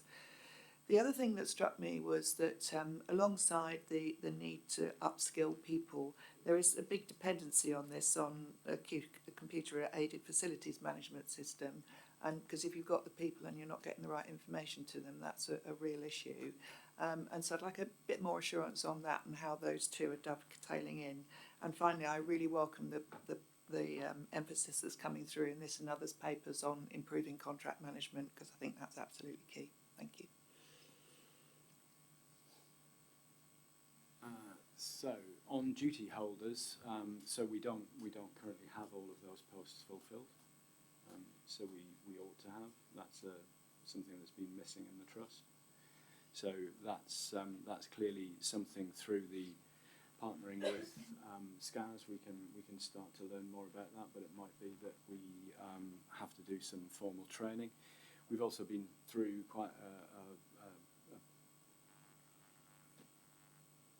we've recruited quite a few people into the team, so we've had quite a large turnover of people in the team necessarily to try and make sure we've got the right competences. But, for example, what does that look like in practice? We know when we've been refurbishing Nexus House, for example, that fire compliance has been an issue. Yeah. So we've not had people wandering around after contractors making sure that everything's made good. So clearly that's something we need to address. On CAFM, it is true that we don't have a centralised reporting database for all of our properties. So we've got circa 110 properties. We don't know what the compliance and condition of all those properties are. We don't know what the value for money, the usage of the estate, the maintenance schedules, the planned maintenance, the capital spend, etc. is. It's in various places, lots of different spreadsheets, lots of different filing systems, but nothing central. And what that looks to the team like is that some people know some bits, but not everybody knows everything, and it's quite a laborious task for people to understand, is a building leased, is it owned, if it's leased, how long is the lease, what do we pay for it, how are we paying our rates, etc. like that. So we do need to implement that as part of the strategy, just as a basic level of planning and control in the estates team. It's not an expensive system. I'm not really sure why it hasn't been implemented before. It's a spend of £10,000 to £20,000. It's quite a lot of effort to make sure it's complete. But all of the information there will enable us to better plan for the maintenance of our estate, prioritise the maintenance of our estate, assure ourselves that it's safe and compliant, and also make sure we make better use of it, because I'm particularly struck whenever I wander around our estate just how much of it there is, and quite often how empty some of it is. So there is an aspect of our estate which clearly addresses resilience, but I would like to see more information on that. And obviously we'll work with Nick's digital team to make sure we've done that in a resilient way, so we're not implementing a sort of standalone system that we don't know how we're going to maintain going forward.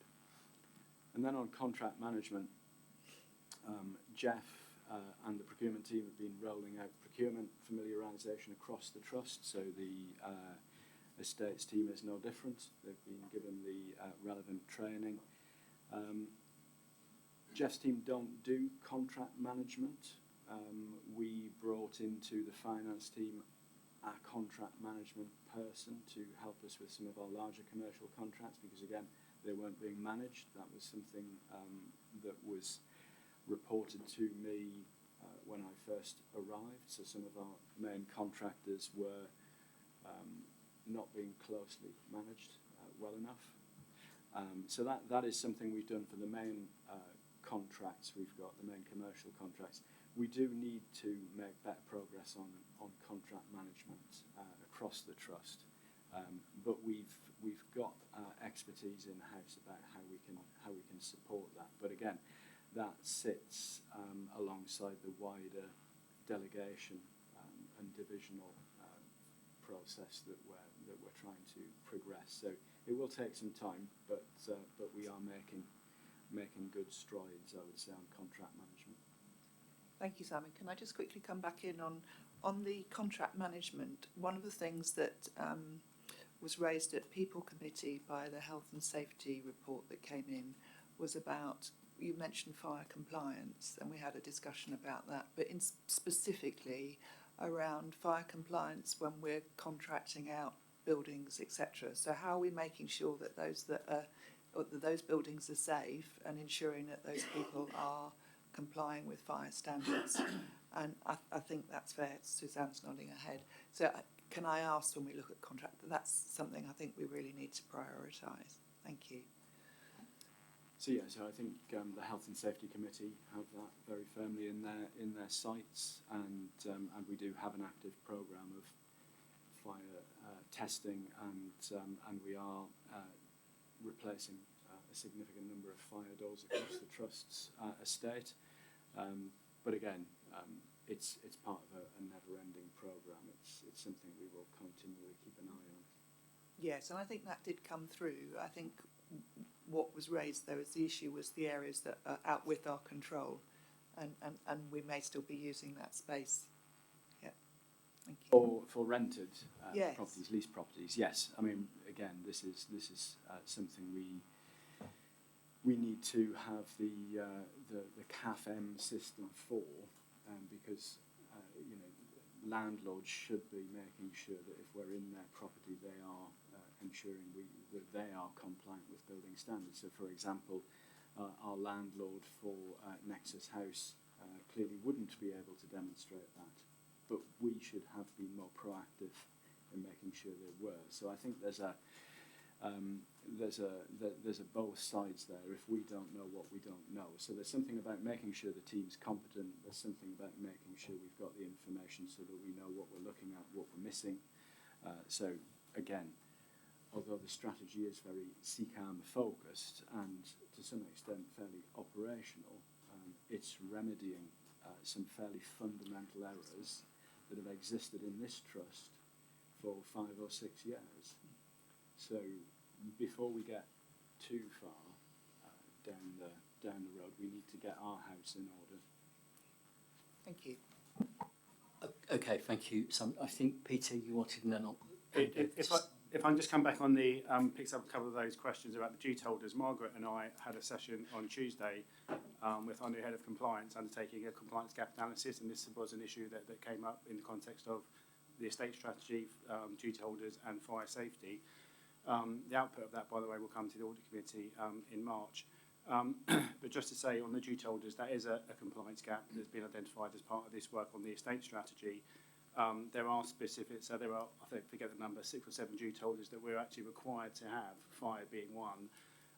And there are specific training that's needed that's repeatable every 2 to 3 years. And that training, so the individuals for each of the duty holders have been identified. The training is scheduled for the next few weeks. And they're all expected to be in place by Q1.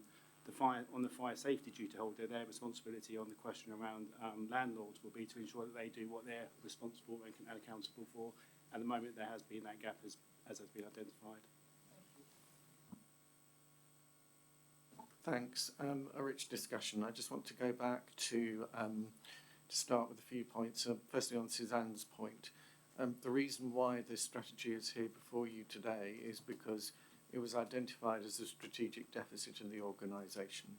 And I think I would want to commend it to the board. We need to take action now. You've heard across a variety of the different domains. I'm satisfied that it has been through extensive scrutiny at Vic and will continue to command such scrutiny. I'm not going to repeat all the areas in which progress needs to be monitored.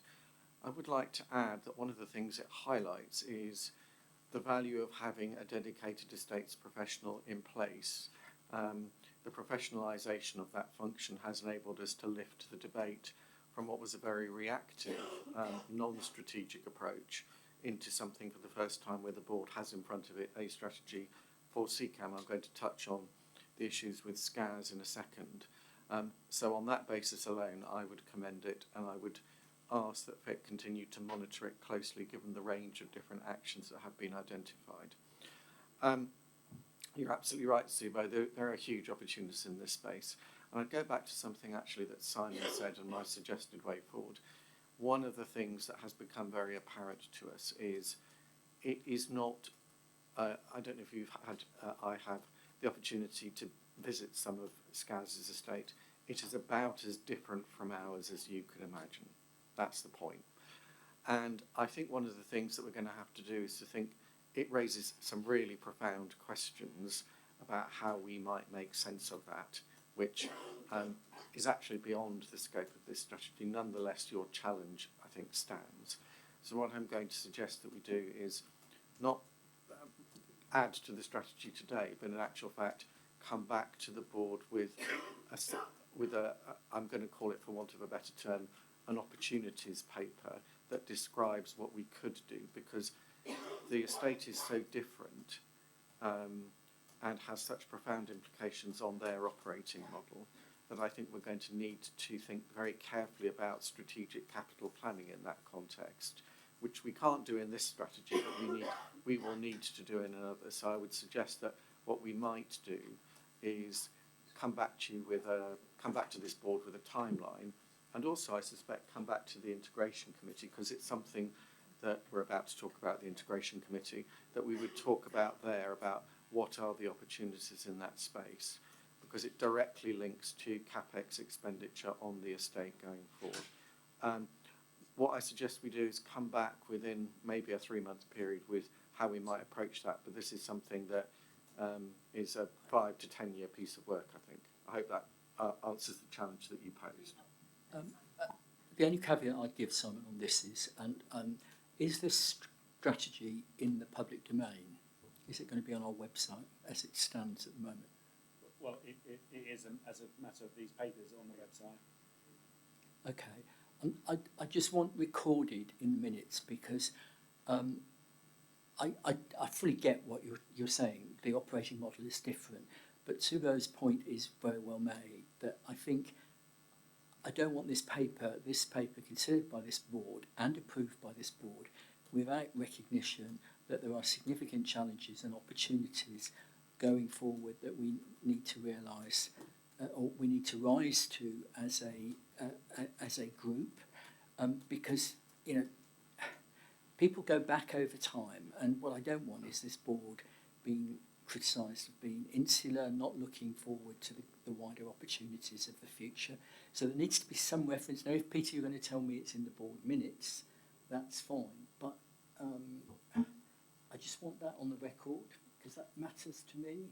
Because I'm not walking away from this with anybody turning around and saying, well, you were just quietly looking at CCAM and you weren't thinking about the wider future.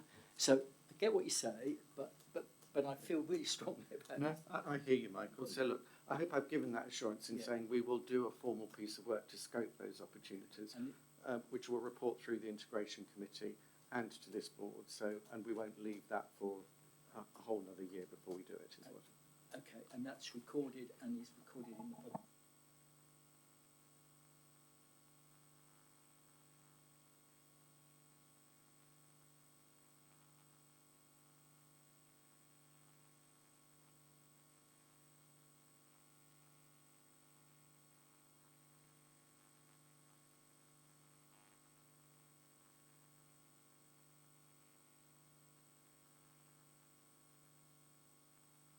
I'll make it very quick.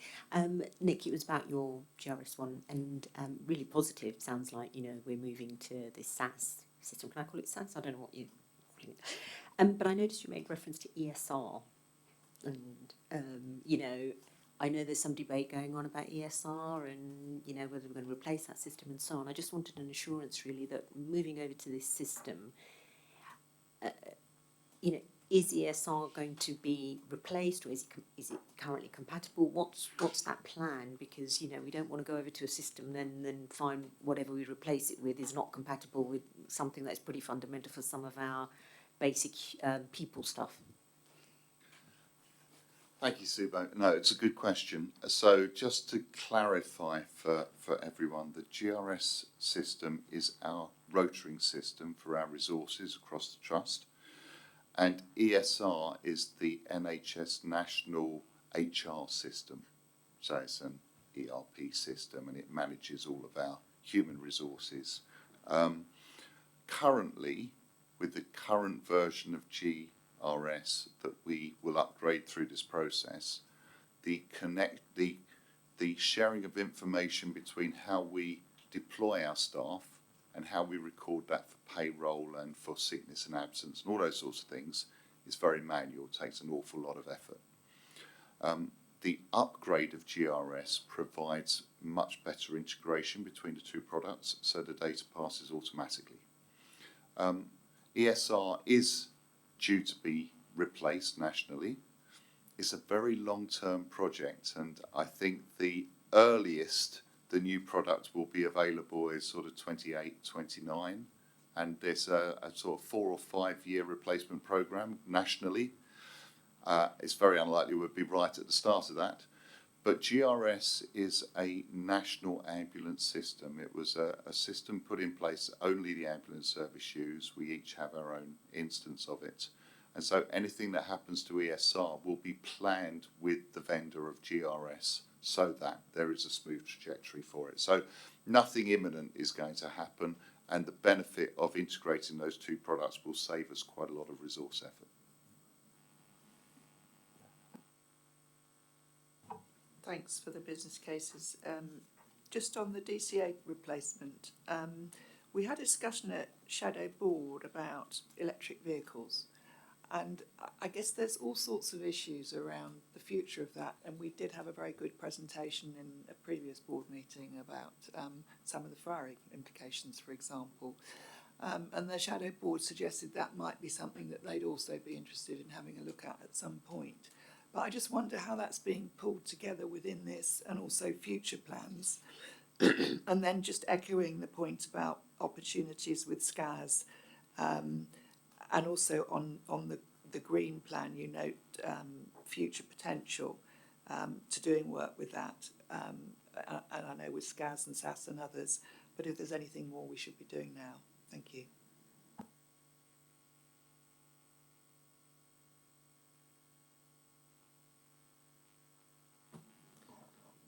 Sorry, Karen, is this particularly around the GRS system you're talking about? DCA. Apologies, I got myself distracted there for 2 seconds and I missed, I was listening to GRS and I missed, so I elapsed. So the DCA replacement is a national program.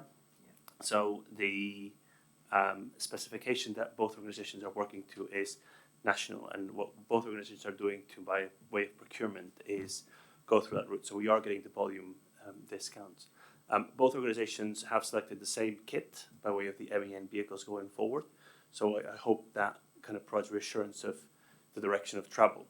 One of the things that we have seen then is, and again it relates back to the infrastructure that we were talking about before, is the workshop setup is very different in between what the organisations are doing. So I think there's definitely an opportunity to look at what the support and enabling infrastructure looks like going forward between the two organisations as part of what we talked about before. But I apologise because I may not be answering your question. I'm talking about the things that we are doing together. I did miss your question. I apologise, I got myself distracted because I got a personal message that distracted me.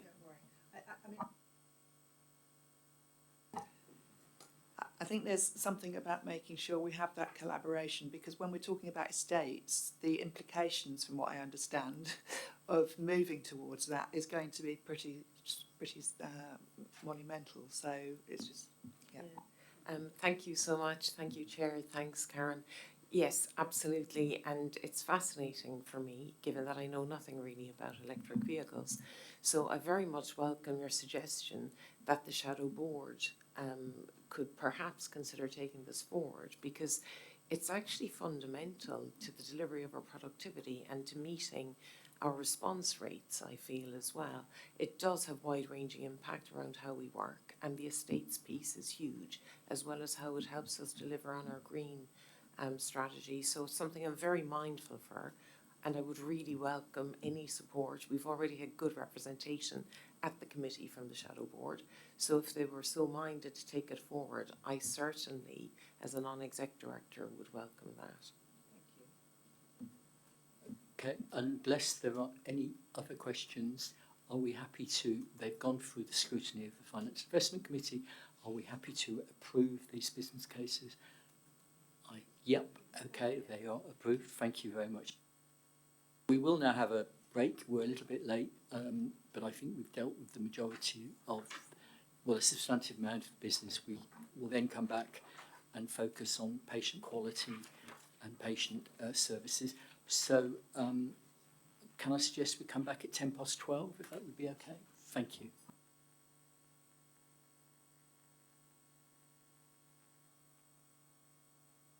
Okay, could we resume, please? Thank you. And could we actually return to the next item, which is the medium-term financial plan, which I think is over to Simon again. Simon Bell, thank you. Thanks, Michael. So for formal agreement by the board today, the medium-term financial plan that we'll be submitting on the 12th of February, so next week. The plan is compliant with NHS England planning expectations. It delivers break-even in each of the 3 years and performance improvement in the Trust's main performance metrics. We deliver a balanced plan, but more importantly, improve our underlying recurrent deficit to a break-even recurrent position by the end of the planning period. CIP through the period is at 4%, or just under 4% for 26-27. That sits well compared to particularly the acute sector in the South East region. We've got opportunity this afternoon to look in more detail at some of the detail of the plan, but essentially the narrative will be a 5-year plan, 3 years of numerical templates including workforce activity and performance, and a series of board assurance statements. On the basis of that plan, we will set budgets net of CIP by the end of March, and we'll have a detailed implementation plan, including mitigation plans, by the end of March to take us through 26-27 and into 27-28, and that will then be aligned with the new board assurance framework and the Tier 1 and 2 programmes of work for the board to start next year with. So happy to take any questions, but otherwise summary is in the pack. Okay, can I open it to questions? Firstly, though, so we're going to talk about this in more detail this afternoon, but what is the requirement from us as a board in terms of what the region or the ICB? So it needs to have had our full backing, it needs to be endorsed by us. What is the requirement placed upon us? So for the board to have agreed to the submission and the assurance statements within it. Okay, and as it stands at the moment, is it likely to be accepted by the ICB, and or are we likely to get more challenge going forward? No, it's acceptable as a plan. That's the feedback we got from the draft submission in December. Okay, so that's fine. And your observation on deliverability of this, you know, the real challenges in terms, I mean, Suzanne made the point about productivity improvements, a whole range of things here.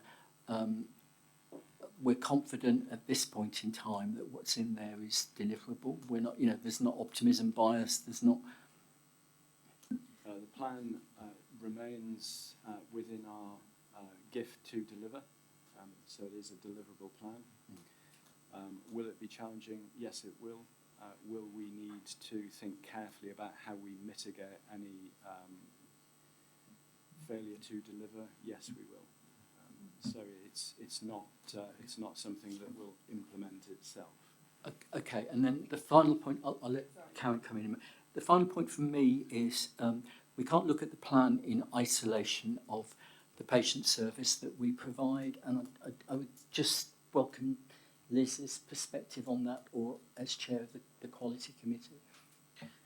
I guess my concern is our investment, how we're going to achieve that high percentage of virtual care over the next 3 to 5 years as well, because it is going to take additional resource, and I'll pick some of that up in my report as well, whether there's capacity within that current business case, not only for people and workforce, but also for capital expenditures that's going to be required. Okay, let Karen and then Suzanne. Oh, sorry, Howard as well. So Howard, please, thank you. Thank you very much. We use CAT2 normally as a sort of proxy for performance.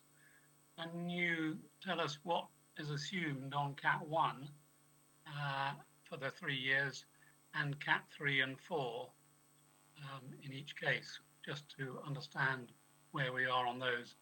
And it seems to me, in the context of the stretch in the plan, one of the key things is that there's a big step up on CAT2 mean, or step down, I should say, on CAT2 mean from 23 minutes in 27-28 to 18 minutes in 28-29.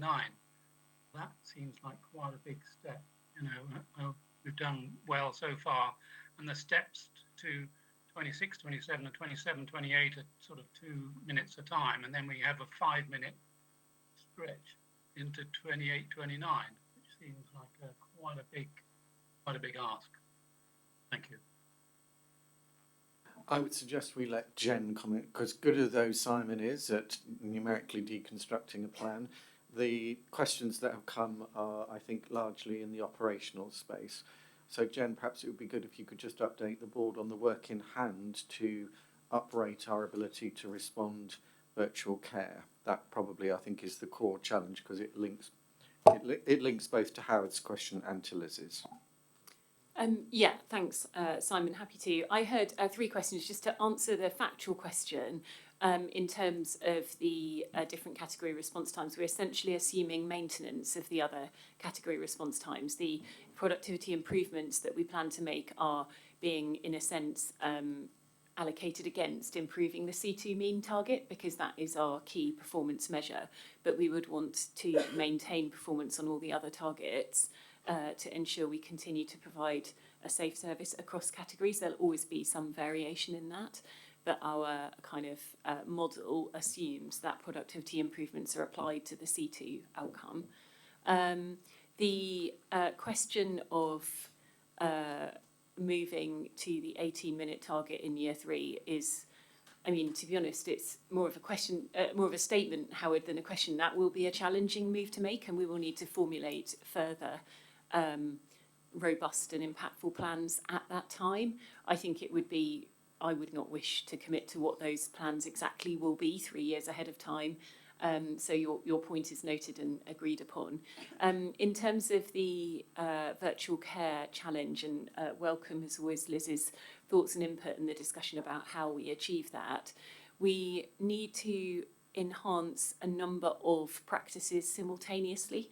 So we do need to enhance the productivity and effectiveness of our already good virtual care offer. We have a lot of clinicians with lots of excellent skills delivering good virtual care outcomes to our patients, but we could be more productive in how we support and lead those clinicians to deliver those outcomes, both from the point of view of the volume of calls that we're able to make with the resources we have in hand, and also in ensuring they have the right pathways to direct patients into to get them the right care first time. So we could, I think, be both more productive and more effective with the resources that we have.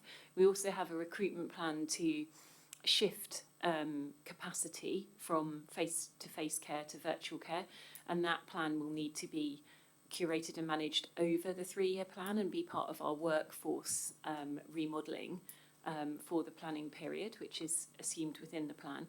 And then thirdly, we also have the larger reshaping of our vision, structure and operating model for virtual care, which is in the light of both national and regional guidance, but also of the potential offered through our group collaboration with SCAS.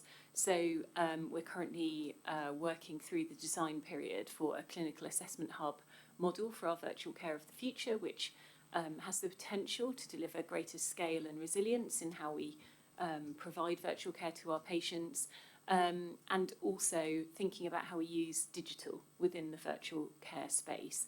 So with those new target operating models for virtual care, as I say, particularly focused on the scaling of our hub offer and the potential to look at that more regionally, and the use of digital in a number of forms in the virtual care space, then that kind of broader model, I think, offers us the opportunity to do even more in future years, building hopefully on a robust base of productivity and effectiveness and sort of capacity and capability. Howard, do you want to come back on that, please? Any further question? Oh, no, that's great. Thank you. Thank you very much. Okay, thank you. Suzanne, do you want to come in? Thank you, Chair, and thank you, everyone. Yes, absolutely. When we discussed this at length in the committee, there are a couple of points I'd like to reiterate. One is the sort of government political context that we're operating in. We certainly have discussed that at length. And then, of course, that has a knock-on effect to the immediate regional and wider NHS strategies and outcomes. And I know that Simon and the team have been heavily involved in working with them as representing us at CCAM as good system players and really doing our very best for patient outcomes, irrespective of which organisation actually delivers the care. And to an extent, those are reflected in this plan. we hear challenge bandied around a lot, don't we? I mean, this is totally deserving of challenge. The magnitude of the ask should not be underestimated. However, as Jen has eloquently gone through, there are opportunities. We have opportunities as an organisation to improve. And if we deliver that, well, then we can meet the plan, the medium-term plan in its entirety. But the ask is not to be underestimated. Okay, thank you. Karen, did you want, and then I'll let Simon go in. Did you? No, you okay? No, okay. Simon. I just want to say two things. First is thanks to the team. Lots of people have contributed to this plan, and thanks particularly to the finance team for getting us into this place. We are in a better place in the planning cycle than we have been in successive years. That is something to be welcomed. The other thing I want to highlight is just one phrase that Simon highlighted. This plan is within our control to deliver. That is the key, I think. Have we got everything sorted? Yeah, no, we haven't. But that would be where we would be in this planning round at this time in the cycle. But it is still within our control. We are not sitting here as an executive saying to the board that we are in a place, as some other organisations find themselves in, where the plan is out with their control to deliver. We still can sail our own ship. The challenge is high, and some of the points that have been made I'm not going to repeat here, but all of the inputs around the key enablers, such as digital and others, are going to be critical for the year ahead. So what I'm going to suggest in terms of next steps, it's highlighted here, but I think the board in its April meeting needs to look at, in particular, some of the issues around digital transformation, because this is the year that digital really has to come behind some of the operational changes and deliver, I would say, in a variety of different ways.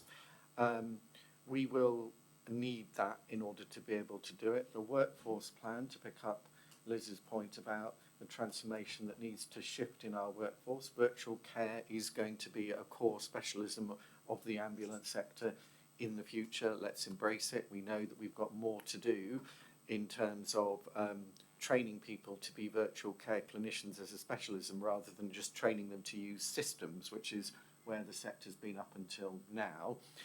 And I think it would be worth us, rather than looking at the plan per se in April, looking at some of those key enablers to the plan and also taking the opportunity through the committee cycle prior to that to address some of those key points. So I'd highlight digital workforce transformation, and Jen's point to finish on, we're going to have to crack the productivity thing good and proper in the year ahead. Those would be my 3 points. Thank you. Okay, I'm very happy to proceed on that basis if colleagues are, but I see, Peter, you have a question. Just a very quick question following on from what you said, Simon, as well, is within the plan it says we're going to reduce the handover times to emergency departments through use of alternatives by 15 minutes by 28-29. That is not totally in our control, is it? Because we bring somebody to hospital, and if the hospital's busy, you stay in the van, don't you, for a while until somebody can take you on? Or am I wrong? Jen and I will attempt to create. So, in actual fact, that is a core challenge right now, but also in the future. We need more community alternatives to meaningfully be able to defray demand. Because success for us in the future is shifting our stubbornly stuck urgent care acceptance rates away from ED. But Jen, you've got much more of the detail on that.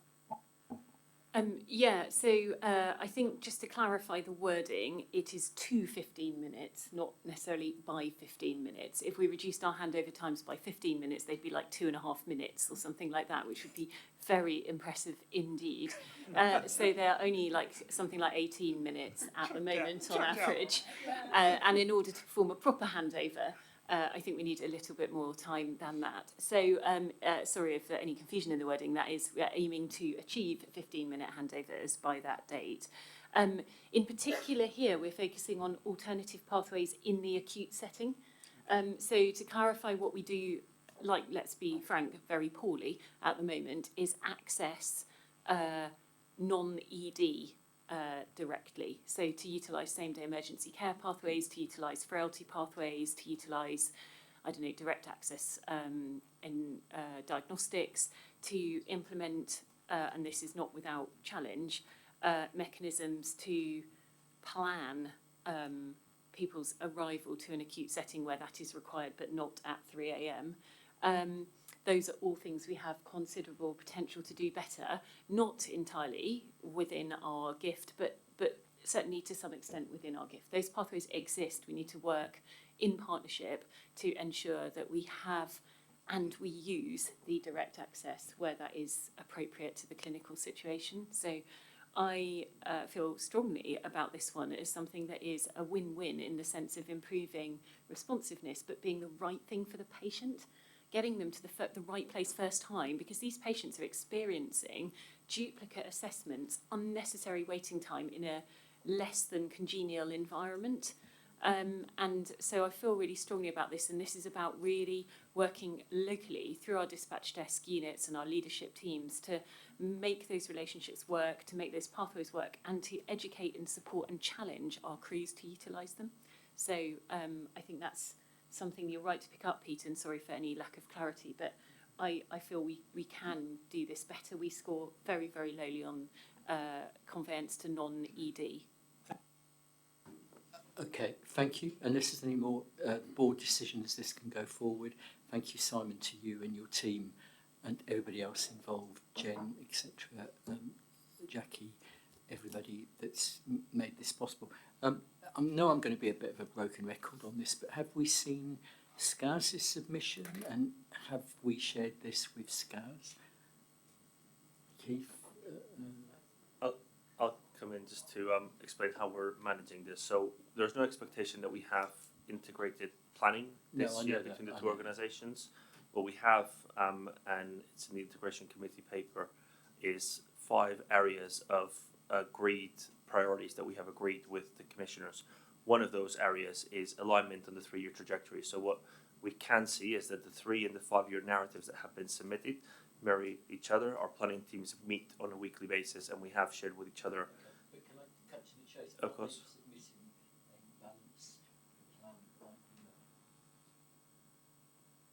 So my understanding is that they will not be submitting a compliant plan. Okay. But that is subject to discussion at their board, which is happening as we speak. Yeah. If I may, sorry, you're looking at me, No, Chair. sorry, Yes, we did discuss this at the Finance and Investment Committee, and at that time my understanding was that they weren't submitting a BAS plan. So unless things have changed, I'm not aware of that. As David has said, that's... As I said, their public board is, as we speak, happening at the same time. So it may change that as of the last that we know. And what is the consequence of that? If they put forward a plan that's not balanced, there'll be intervention or what? I think, Michael, we've had planning discussions. As you'll be aware, the challenge for all organisations this year is to get to compliance. So I would expect the simple answer to your question is there will be further discussions to look at what steps can be taken to move it forward into a compliant plan. Okay. And that's all I can say. That's all we can say right now. I know this is a public board, but what I'm very conscious of going forward, and there's nothing we can do here at the moment, is how we move forward with the alignment with the group model. So what we're risk of doing is coming together with another organisation that is significantly more financially challenged than us, and we need to be thinking through the consequences of that. Even though we have separate legal identities, that's not how it will be perceived once the group is up and running. I'm doing this over and over again because as a board, this is what it's going to be like in the future, and we need to be thinking in those terms. There's nothing we can do at the moment, but I do stress to you the world is going to be different come April, May onwards. Anyway, please, Suzanne. Michael, just to give you some, assurance, we're very mindful of it in the Finance and Investment Committee. And in fact, we've changed the agenda, so we do talk about the wider NHS and particularly SCAS at the outset, but exactly as colleagues and yourself have just referenced, there's actually nothing we can do right now. But we are very mindful that there's we are definitely, when we're doing our business, we're doing it in the context of this. Okay, that's the assurance I wanted. Thank you, Suzanne. Thank you.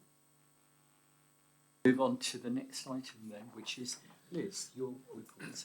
So, sorry, Chair, could we just quickly take Oh, the the integration integration committee sorry. to terms of reference? So I'll be very quick. So each, so as David says, SCAS meeting, as we are, and their board is being asked, like this board is, to establish a new integration committee that will meet in common. The exec teams will also meet in common. They've got a schedule in place at the moment to ensure the 6 areas of focus are taken forward as agreed. And so this committee in common will allow for board oversight and assurance. First meeting was on Tuesday. Karen's very kindly to agreed to chair the committee. Les, counterpart at SCAS, is doing likewise. They'll do it on a rotational basis. Last thing to say is terms of reference in the pack considered on Tuesday. There were some slight amendments to it, but I think the general consensus was A, they're good enough, and B, they will need early review and perhaps ongoing review as we go forward. So, but they're formally. So the decision of the board today is to formally establish the committee to agree the terms of reference, but with that caveat. Okay. Are we happy, Karen? Your advice is, yeah. Okay. I'm happy to agree. Peter, please. Sorry, but one question I did have. Within the document, it actually talks about the new chief executive, group chief executive, having the power to either amend or just terminate the committee. Amend it, yes. Why would you want to kind of abolish it? So I would question whether or not you want to put such a word in that document. That's the dangerous thing to do if we're going ahead with 6 work packages and a group. The second question I had is, and it's one that I've struggled with and comes back to your earlier question about we are a group. Our paymasters from the 1st of April will give us both budgets and they will add the budgets together. And in their head, they'll go, you're a group now, irrespective of when the new chief executive comes. And we don't want to be 6 months down the line. Life is hunky-dory here. Life is not hunky-dory there. I know. And somebody has to overperform to pull it together. Because I've run 2 companies before where that has happened. We need to be really careful here. That's all. Thank you. Thank you, Peter. I think there were. So on the So, abolition. we can perhaps soften the wording. As I say, it's the board that establishes, and therefore the board has authority to de-establish the committee. So it will be back to this board should that happen. So perhaps we can just amend the language in that way. Okay. Thank you. Thank you, Peter. Thank you. Good intervention. Okay, Liz, sorry. No, definitely patient quality. Thank you. Thank you. I think you'll find some triangulated themes as we go through, which means that we are linking to the overall clinical strategy. Just in terms of the alert, we did have a helpful update and summary around provider collaborative and updates. And just to say, as Jem was mentioning earlier, our urgent care referral acceptance rate is actually in decline overall. So trying to get our patients to alternative pathways is a real struggle at the moment. Just to say, we can do some learning from SCAS, who have more developed pathways than we have. So I think there is some learning in terms of how they've put those into place and how we could learn from that. And that aligns, obviously, to our clinical model, which is ongoing and overseen by the new integration committee that we've just approved. We need to pick up how the system is driving the pathways to ensure we get that left shift going forward. And we hope the new group model will be able to narrate that. We had a huge focus and attention on virtual care, which we've already discussed in detail. And the clinical and competent workforce required to deliver virtual care. Clinicians aren't currently trained on virtual care. We sort of learn it as we go along and do it as the best that we can. The majority of our virtual care is undertaken by some of our staff on alternative duties or who have moved into that area. So we do need to make sure going forward, as it's so pivotal to our future strategy, that we have a capable and competent workforce. Good update on models of care. Committee is really happy with the work that's been undertaken here and deeper insights into the different models and the key drivers and interdependencies. Many thanks to Richard and the Medical Directorate and the SCAS team who've put so much work into this, supported by Quality Nursing and Jackie and the Chief Paramedics team as well. just picking up the data in the IQR, and I know there's been some concerns around the on-site scene time for end-of-life care patients. We're being called more and more. Average time on scene with these patients is over 3 hours at the moment. And we're seeing more and more with the decline in the hospice service and availability, number of beds closing. Some hospices aren't opening overnight beds anymore, just outpatient care, that part of these patients' care plan is to dial 999. That is the only emergency call that they have. So I think there is a whole piece of work to be done with our system partners around how we can care and support these patients at home appropriately, because a number of calls are inappropriate for us and our teams. But to deal with these patients and their needs is taking hours of our crew's time out there.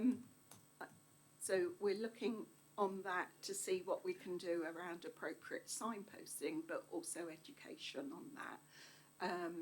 And I'm not going to cover the quality account priorities are in there. Our integrated patient safety report is in there. Our health inequalities, quality account objectives are in there. And also the work that Andrew is doing around managing suicidal patients, which is making huge progress. And the joint working, I know Moj raised a question earlier around Sussex, but huge amount of work's happened with Surrey and Sussex, and that will roll out to Kent in the next few months. And I'm happy to take any questions. Liz, very comprehensive. Howard, did you want to come in, please? Thank you very much. Thanks, Liz.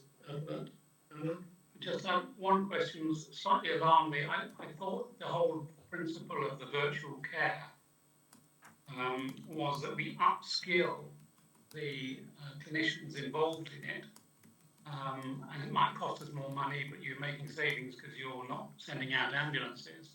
I was slightly alarmed to hear that we're sending people on alternative duties into that role, because that role is critical to our development and strategy, basically. So have I missed something, or the whole point is that we get the really best people on the front line of virtual care. As I say, it might cost us money, but the saving is on reduced ambulances. Thanks. Thanks, Howard. And I'll probably ask Jen to come in to respond to that. It's around the volume of our workforce doing this, and also our workforce plan going forward of how, if this is, we're going to achieve nearer a 30% hear and treat, how we're going to deliver that workforce to be able to do that. But over to you, Jen. Thanks, Liz. Howard, I think it's fair to say that our kind of workforce plan is not to do this using staff who've been redeployed from other duties. Our plan is to develop a substantive skilled workforce, a multidisciplinary workforce actually across nursing, paramedics and other professions, currently across EOC and our hubs. And our future model of virtual care will help us understand the competencies, how we develop those, how we recruit and retain the workforce, and where they're going to work and how they're going to work. So there's more work to do, but it absolutely aligns with what you said. Just to clarify the point about alternative duties, 2 points. One, people on alternative duties are not necessarily, or most, if not all of the time, are skilled clinicians. And often this is the case that, for example, in pregnancy, a paramedic may be risk assessed as not suitable to work in frontline ambulance response, but is obviously still well skilled and qualified to work in virtual response. So a lot of the alternative duties pertain to people in that scenario, for example. And of course, it is pragmatic as we try to deliver our virtual care ambitions and make the best use of resources, that rather than have those people do something of less value, that they can contribute to our most important strategic change. And of course, by doing so, hopefully acquire skills that they'll continue to use in their long-term practice. So it's to some extent more supplementary, Howard.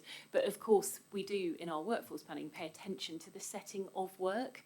And there is a difference in terms of people's physical and situational ability between frontline ambulance response and in a virtual care setting. Thank you for that clarity. Thanks. Can I do a follow-up? So, Liz, what you're saying, the risk about the capability not being there yet, and it's being moved. Sorry, I'll let you come in. I'm interested, how far are we along the lines of developing that capability? So do we have competency statements? Do we have training? You know, it's a bit vague, not your fault. But, So I'll come back because the committee have exactly said that. Okay, And we're waiting for a developed strategy which will come by the end of March that will focus on that and will give you that level of assurance. Okay, was that your, sorry? No, I was going to make a possible, but if we No, please. Can I let others come in? Because I'd like... It's just to say I'd like it, you know, to be clear that I'm sure this isn't exactly what you mean, Liz. We do have a competent workforce providing this care at the moment, just for the record, and we have many highly skilled and valued clinicians, and we actually have it's not, nothing is perfect, but we have robust evidence that our clinicians are undertaking safe care. We have audit protocols. We have a range of KPIs that show us that our virtual care offer is both effective and safe. There is no evidence of any harm pertaining to patients from that. So I did just want to say that in support of our clinical workforce in that space. I think Liz is rightly highlighting that we could be much more strategic, future-focused and clearer in our workforce competency planning and the training delivery for that. We can steal with pride from other settings where virtual care is perhaps better established.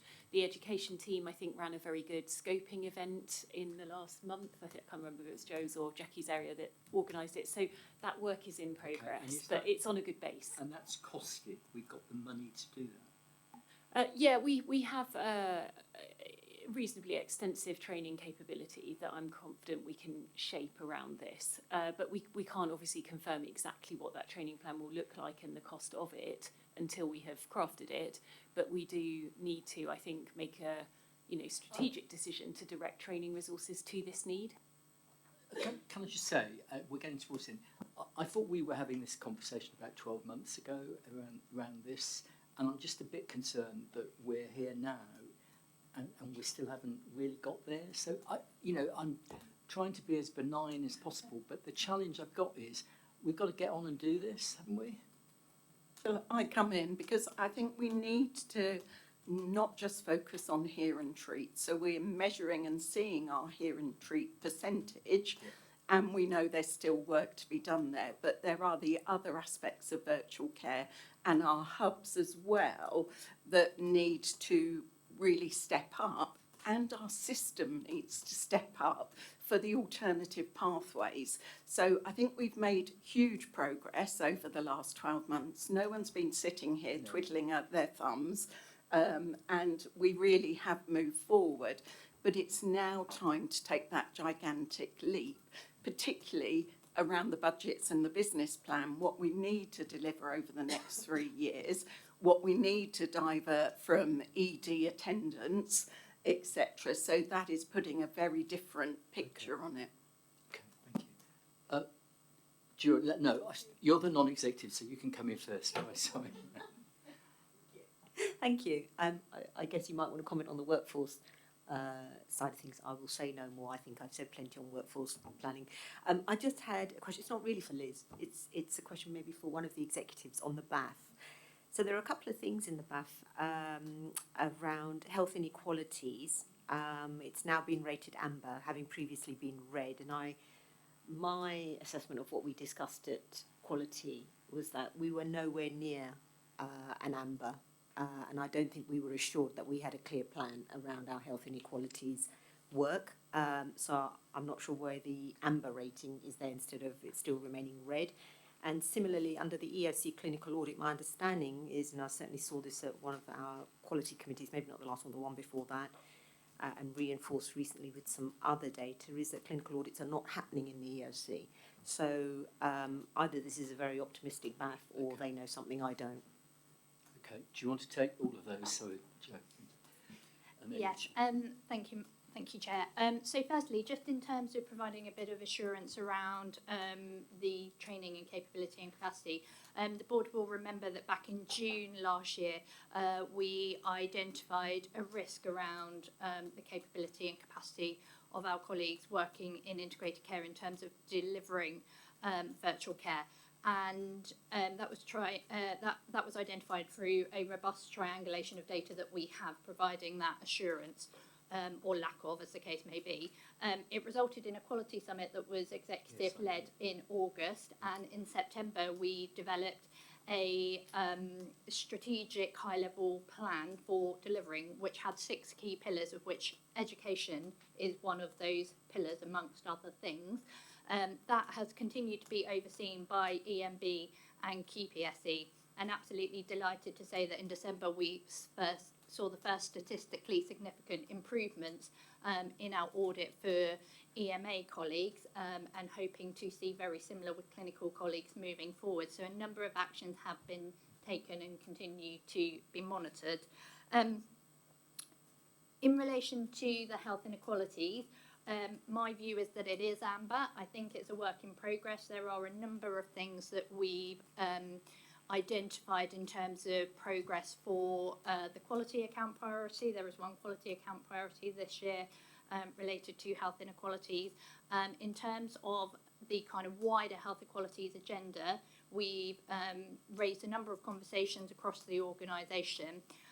A health inequalities maturity matrix has been developed to assess our capability across the organisation, and that's been sent out to teams to complete. The next step in the process by the end of the financial year is to collate that data in a heat map and triangulate key themes and trends, and then identify 2 to 3 priorities for health inequalities for the next financial year. So I think we're on track to deliver that. The conversations that we had at QPSE relate to whether health inequality should be embedded in everything we do, which absolutely everyone was in agreement it should, but why we've got a specific focus on it at the moment as a kind of not a separate entity, because it is interwoven into everything, but is because we don't have that maturity and need to develop that as an organisation in underpinning health inequalities in everything we do, and then we'll transition across to that. Okay, that's fine. But your point is well made, so I would hope at the committee you would continue to focus on that, so thank you. Okay, Richard, and then... Thanks, Chair. I was just going to pick up on the point that Liz made around end-of-life care, because it is a concern for the executive team as well, and it's been well reported through the Quality Committee. Just as a point of clarity, the percentage of crews that are spending more than 3 hours on scene has gone up, which is adverse to plan. We had intended for that percentage to come down, so it's not the average crew on scene time being 3 hours, it's the percentage of crew time that's gone up. So we're doing a detailed piece of work to try and understand from our crews about what the reasons are. We know about the system issues, and it's something that will probably require a system resolution to solve. But in the meantime, we've done an intensive training programme with staff to upskill them on how to care for patients who have palliative and end-of-life care needs, in an effort to provide them with the supports to be able to provide the care and leave scene in a timely manner, rather than struggling and having to make calls for extra help from more senior clinicians. So we've got a piece of work in place. It's not, as Liz said, it's not showing the desired effect that we had intended in the first place, and is going to probably require a different solution. But the executive team are doing a focused piece of work on trying to resolve this as quickly as possible. But Liz, from your perspective, of course, we need to look at it from the lens of productivity. We need to look at it from the lens of, making sure that we use our people as effectively to best effort. But then you've got the other perspective of the family and of the person dying, and we just can't walk away. We have no choice in that. I would never hope that we would ever do so. And if it's 3 hours, it might be 4 or 5. So I do think your point, Richard, about it being a system, going back, I've said this how long ago, 20 years ago, I did led a report to Parliament on end-of-life care, at the point at which the department were waking up to this, and all these issues were still there then, and they don't seem to have been resolved. So I think our advocacy with the system needs to be very, very strong. Yes, please. So I think I was really glad you raised that, Liz, because this is the very definition of the last thing we can do for somebody, and it's really important that we do it well. And I'm keen that we don't overemphasise the numeric here. So my challenge to the clinical team who are struggling with this is, in actual fact, what I think we need to do is to listen to some clinical stories, bringing some of these cases to life, because in actual fact, until we get beneath the skin of what is actually going on when somebody is there, we're not going to be able to be, as you suggest, Michael, proper advocates for the system. This and some of the other things also remind us, as you rightly say, of our system responsibilities. And part of the work that we need to do is work with our commissioners to make sure that they are structuring some of these things. There is always a risk with ambulance services that people focus on the time bound rather than on some of the clinical outcomes that we're seeking to see. And we're still, comparatively to some of the other sectors of care, relatively unsophisticated in that domain.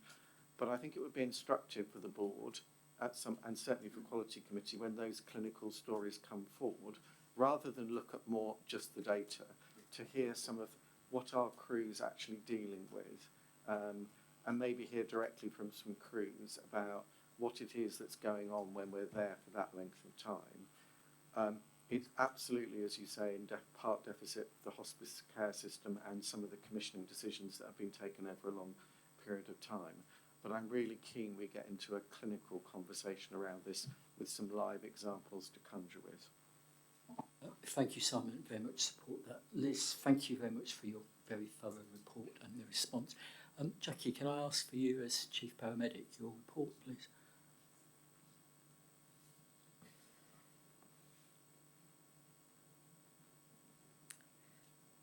Thank you. For a moment there I was about to start reading the agenda, so I've got the correct document in front of me now. I'd just like to start by celebrating the transition of the College of Paramedics to the Royal College of Paramedics, which completed on the 1st of January this year. The College of Paramedics started life 25 years ago, so it's our birthday this year, as well as a professional body, and I think it's just a nice place to start from the perspective of what that presents to us as a backdrop for paramedics as we move forward as a professional group with increasing kind of levels of qualification, scope of practice, and all of the things that brings to organisations and our patients. From a clinical practice perspective, our clinicians of all varieties continue to express a really, really strong commitment to developing patient care, and there's an example in the paper which just highlights what the critical care team, in terms of their scope of practice, have brought to a recent case in which they responded to a child in cardiac arrest and were able to bring some very advanced skills, experience and procedures into that space, and ultimately enabled the safe, stable transfer of that child post-cardiac arrest. And of course we wish that child and their family well in their continued recovery. In terms of urgent and emergency care, I commented in a previous report to this board in relation to non-medical prescribing, and we're undertaking a pilot now, taking advantage of a number of practitioners that we've got that have a pre-existing non-medical prescribing qualification. A lot of our advanced paramedic practitioners work in a portfolio way, so they're working in the ambulance service here with us and in other areas of the sector. And that initial pilot is going really well. We've issued 100 prescriptions. We're initially focusing on the same medicines that the team have got access to from a patient group direction perspective, which is another legal mechanism for providing these medicines for patients.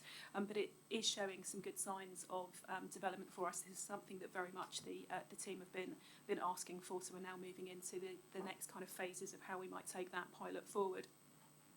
From a leadership and management pillar perspective, I spend time where I can with the clinicians that are on their transition to practice course. The last course that I visited, they were all newly qualified paramedics, but this is a course that contains a variety of different clinicians, technicians, etc. It's not just something which we ask paramedics to undertake. And as part of that programme, they bring quite a lot of improvement ideas. Many of these staff have worked with us as as students, and it's a great opportunity for us to engage with staff at the early parts of their career. So just very happy to report that some of those suggestions are being taken forward in various ways. Some are becoming CPD opportunities for staff, others are entering into procurement pathways, and there's an example just in the paper there of a team that identified that actually we weren't providing equitable access to toileting products for male and female patients. So we're getting closer and closer to effecting some real change in that area. What we tend to find is the ideas that we get are really well grounded in the pillars of quality. So we have people that are interested in improving safety, effectiveness, and the experience of care for our patients. We're also seeing some real benefits, specifically in the student paramedic to newly qualified paramedic transition programme.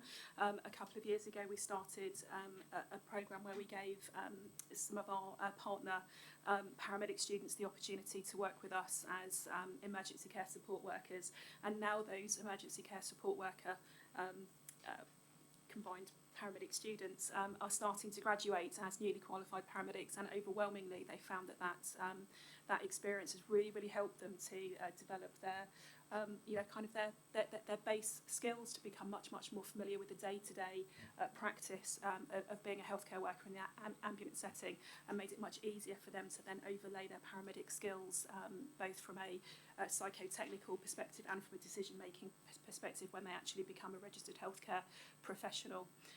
We've also taken a lot of feedback from our frontline workforce in relation to our key skills training programme. So that's the face-to-face programme which all of our clinicians in field operations have access to, that combines statutory mandatory training as well as training that we need to respond to areas that we need to improve or keep on top of to keep pace with our patients' requirements.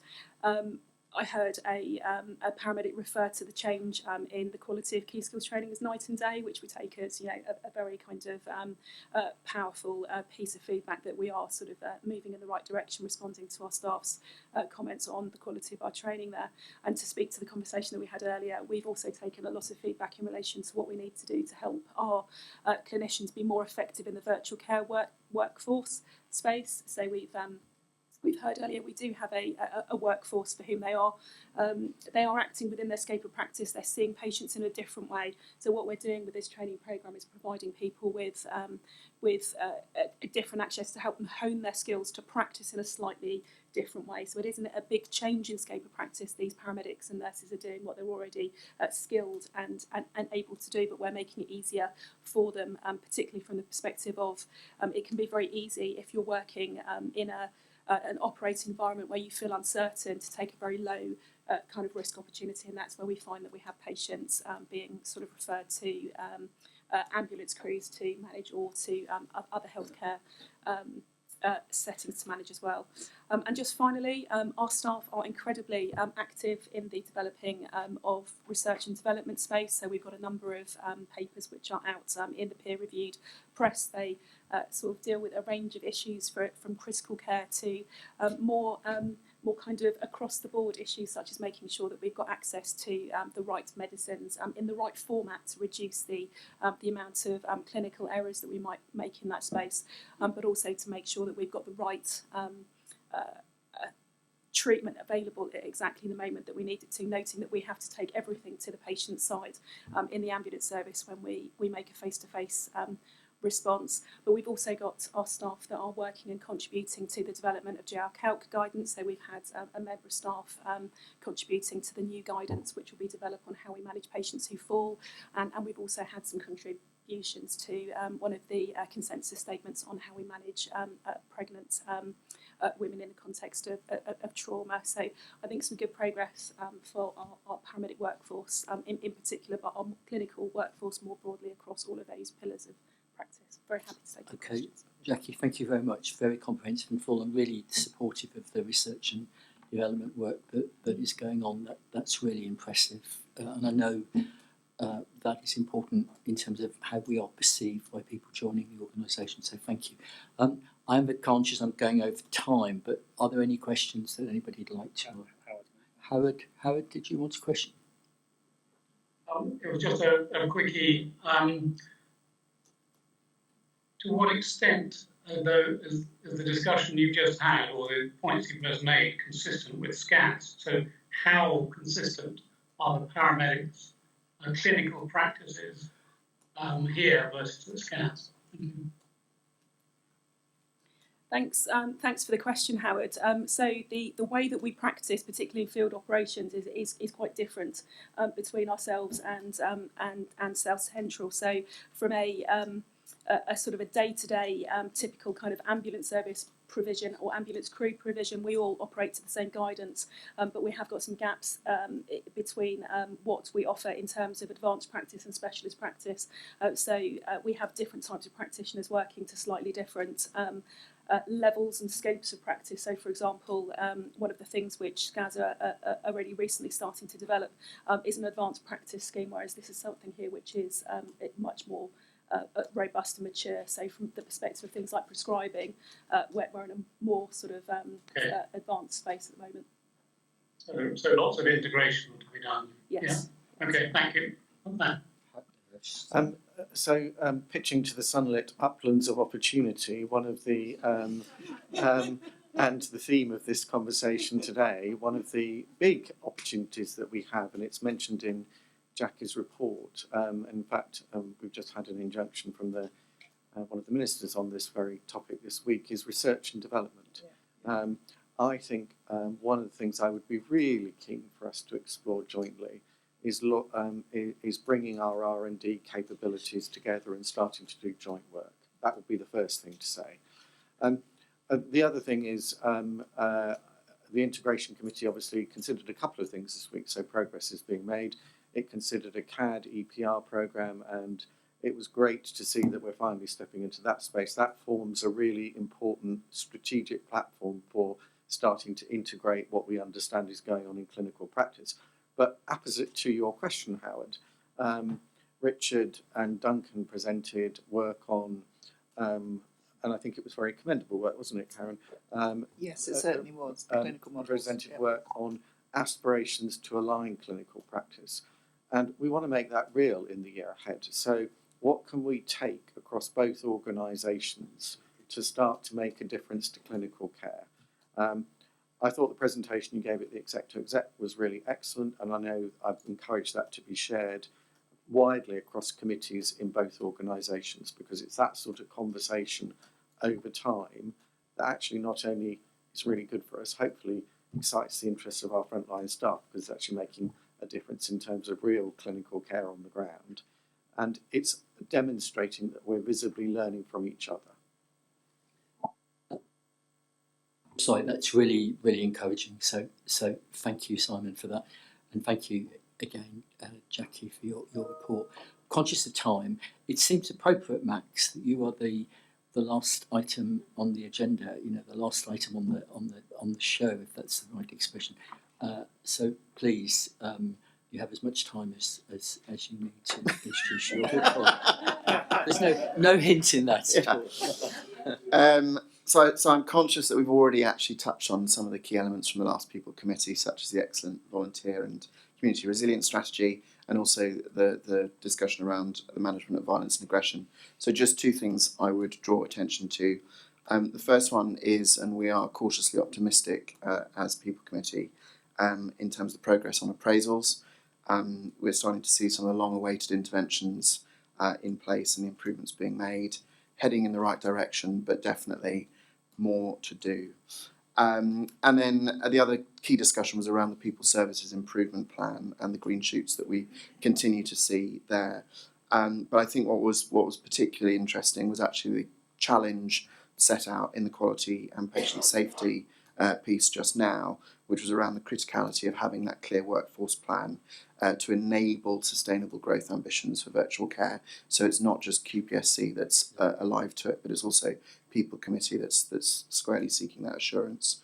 That's all I'll draw attention to, unless there's questions, but I'll indulge a little and close by thanking all colleagues on the People Committee who've been so supportive and contributed so actively in the People Committee over the past year. Thank you. Thank you, Max. Any questions of Max that you'd like to ask? Thank you very much. I think that's it. There was one question that we had, and Jen's dealt with that, really responded appropriately. There's no Public more. question, that was the only one. Yeah, okay. So I don't think there's anything else to say. Any other business? No? Okay. Thank you all very much for your time. It's a long meeting. It's a long 3 hours to sort of keep concentrated. So thank you for your perseverance and your contributions. Really, really impressive. So I think what time do you want us back for the private? Well, I think we should give half an hour. So Okay. what does that make it? 20 to 2. 20 to 2? 1:40. Yeah. 1:40. Okay, thank you.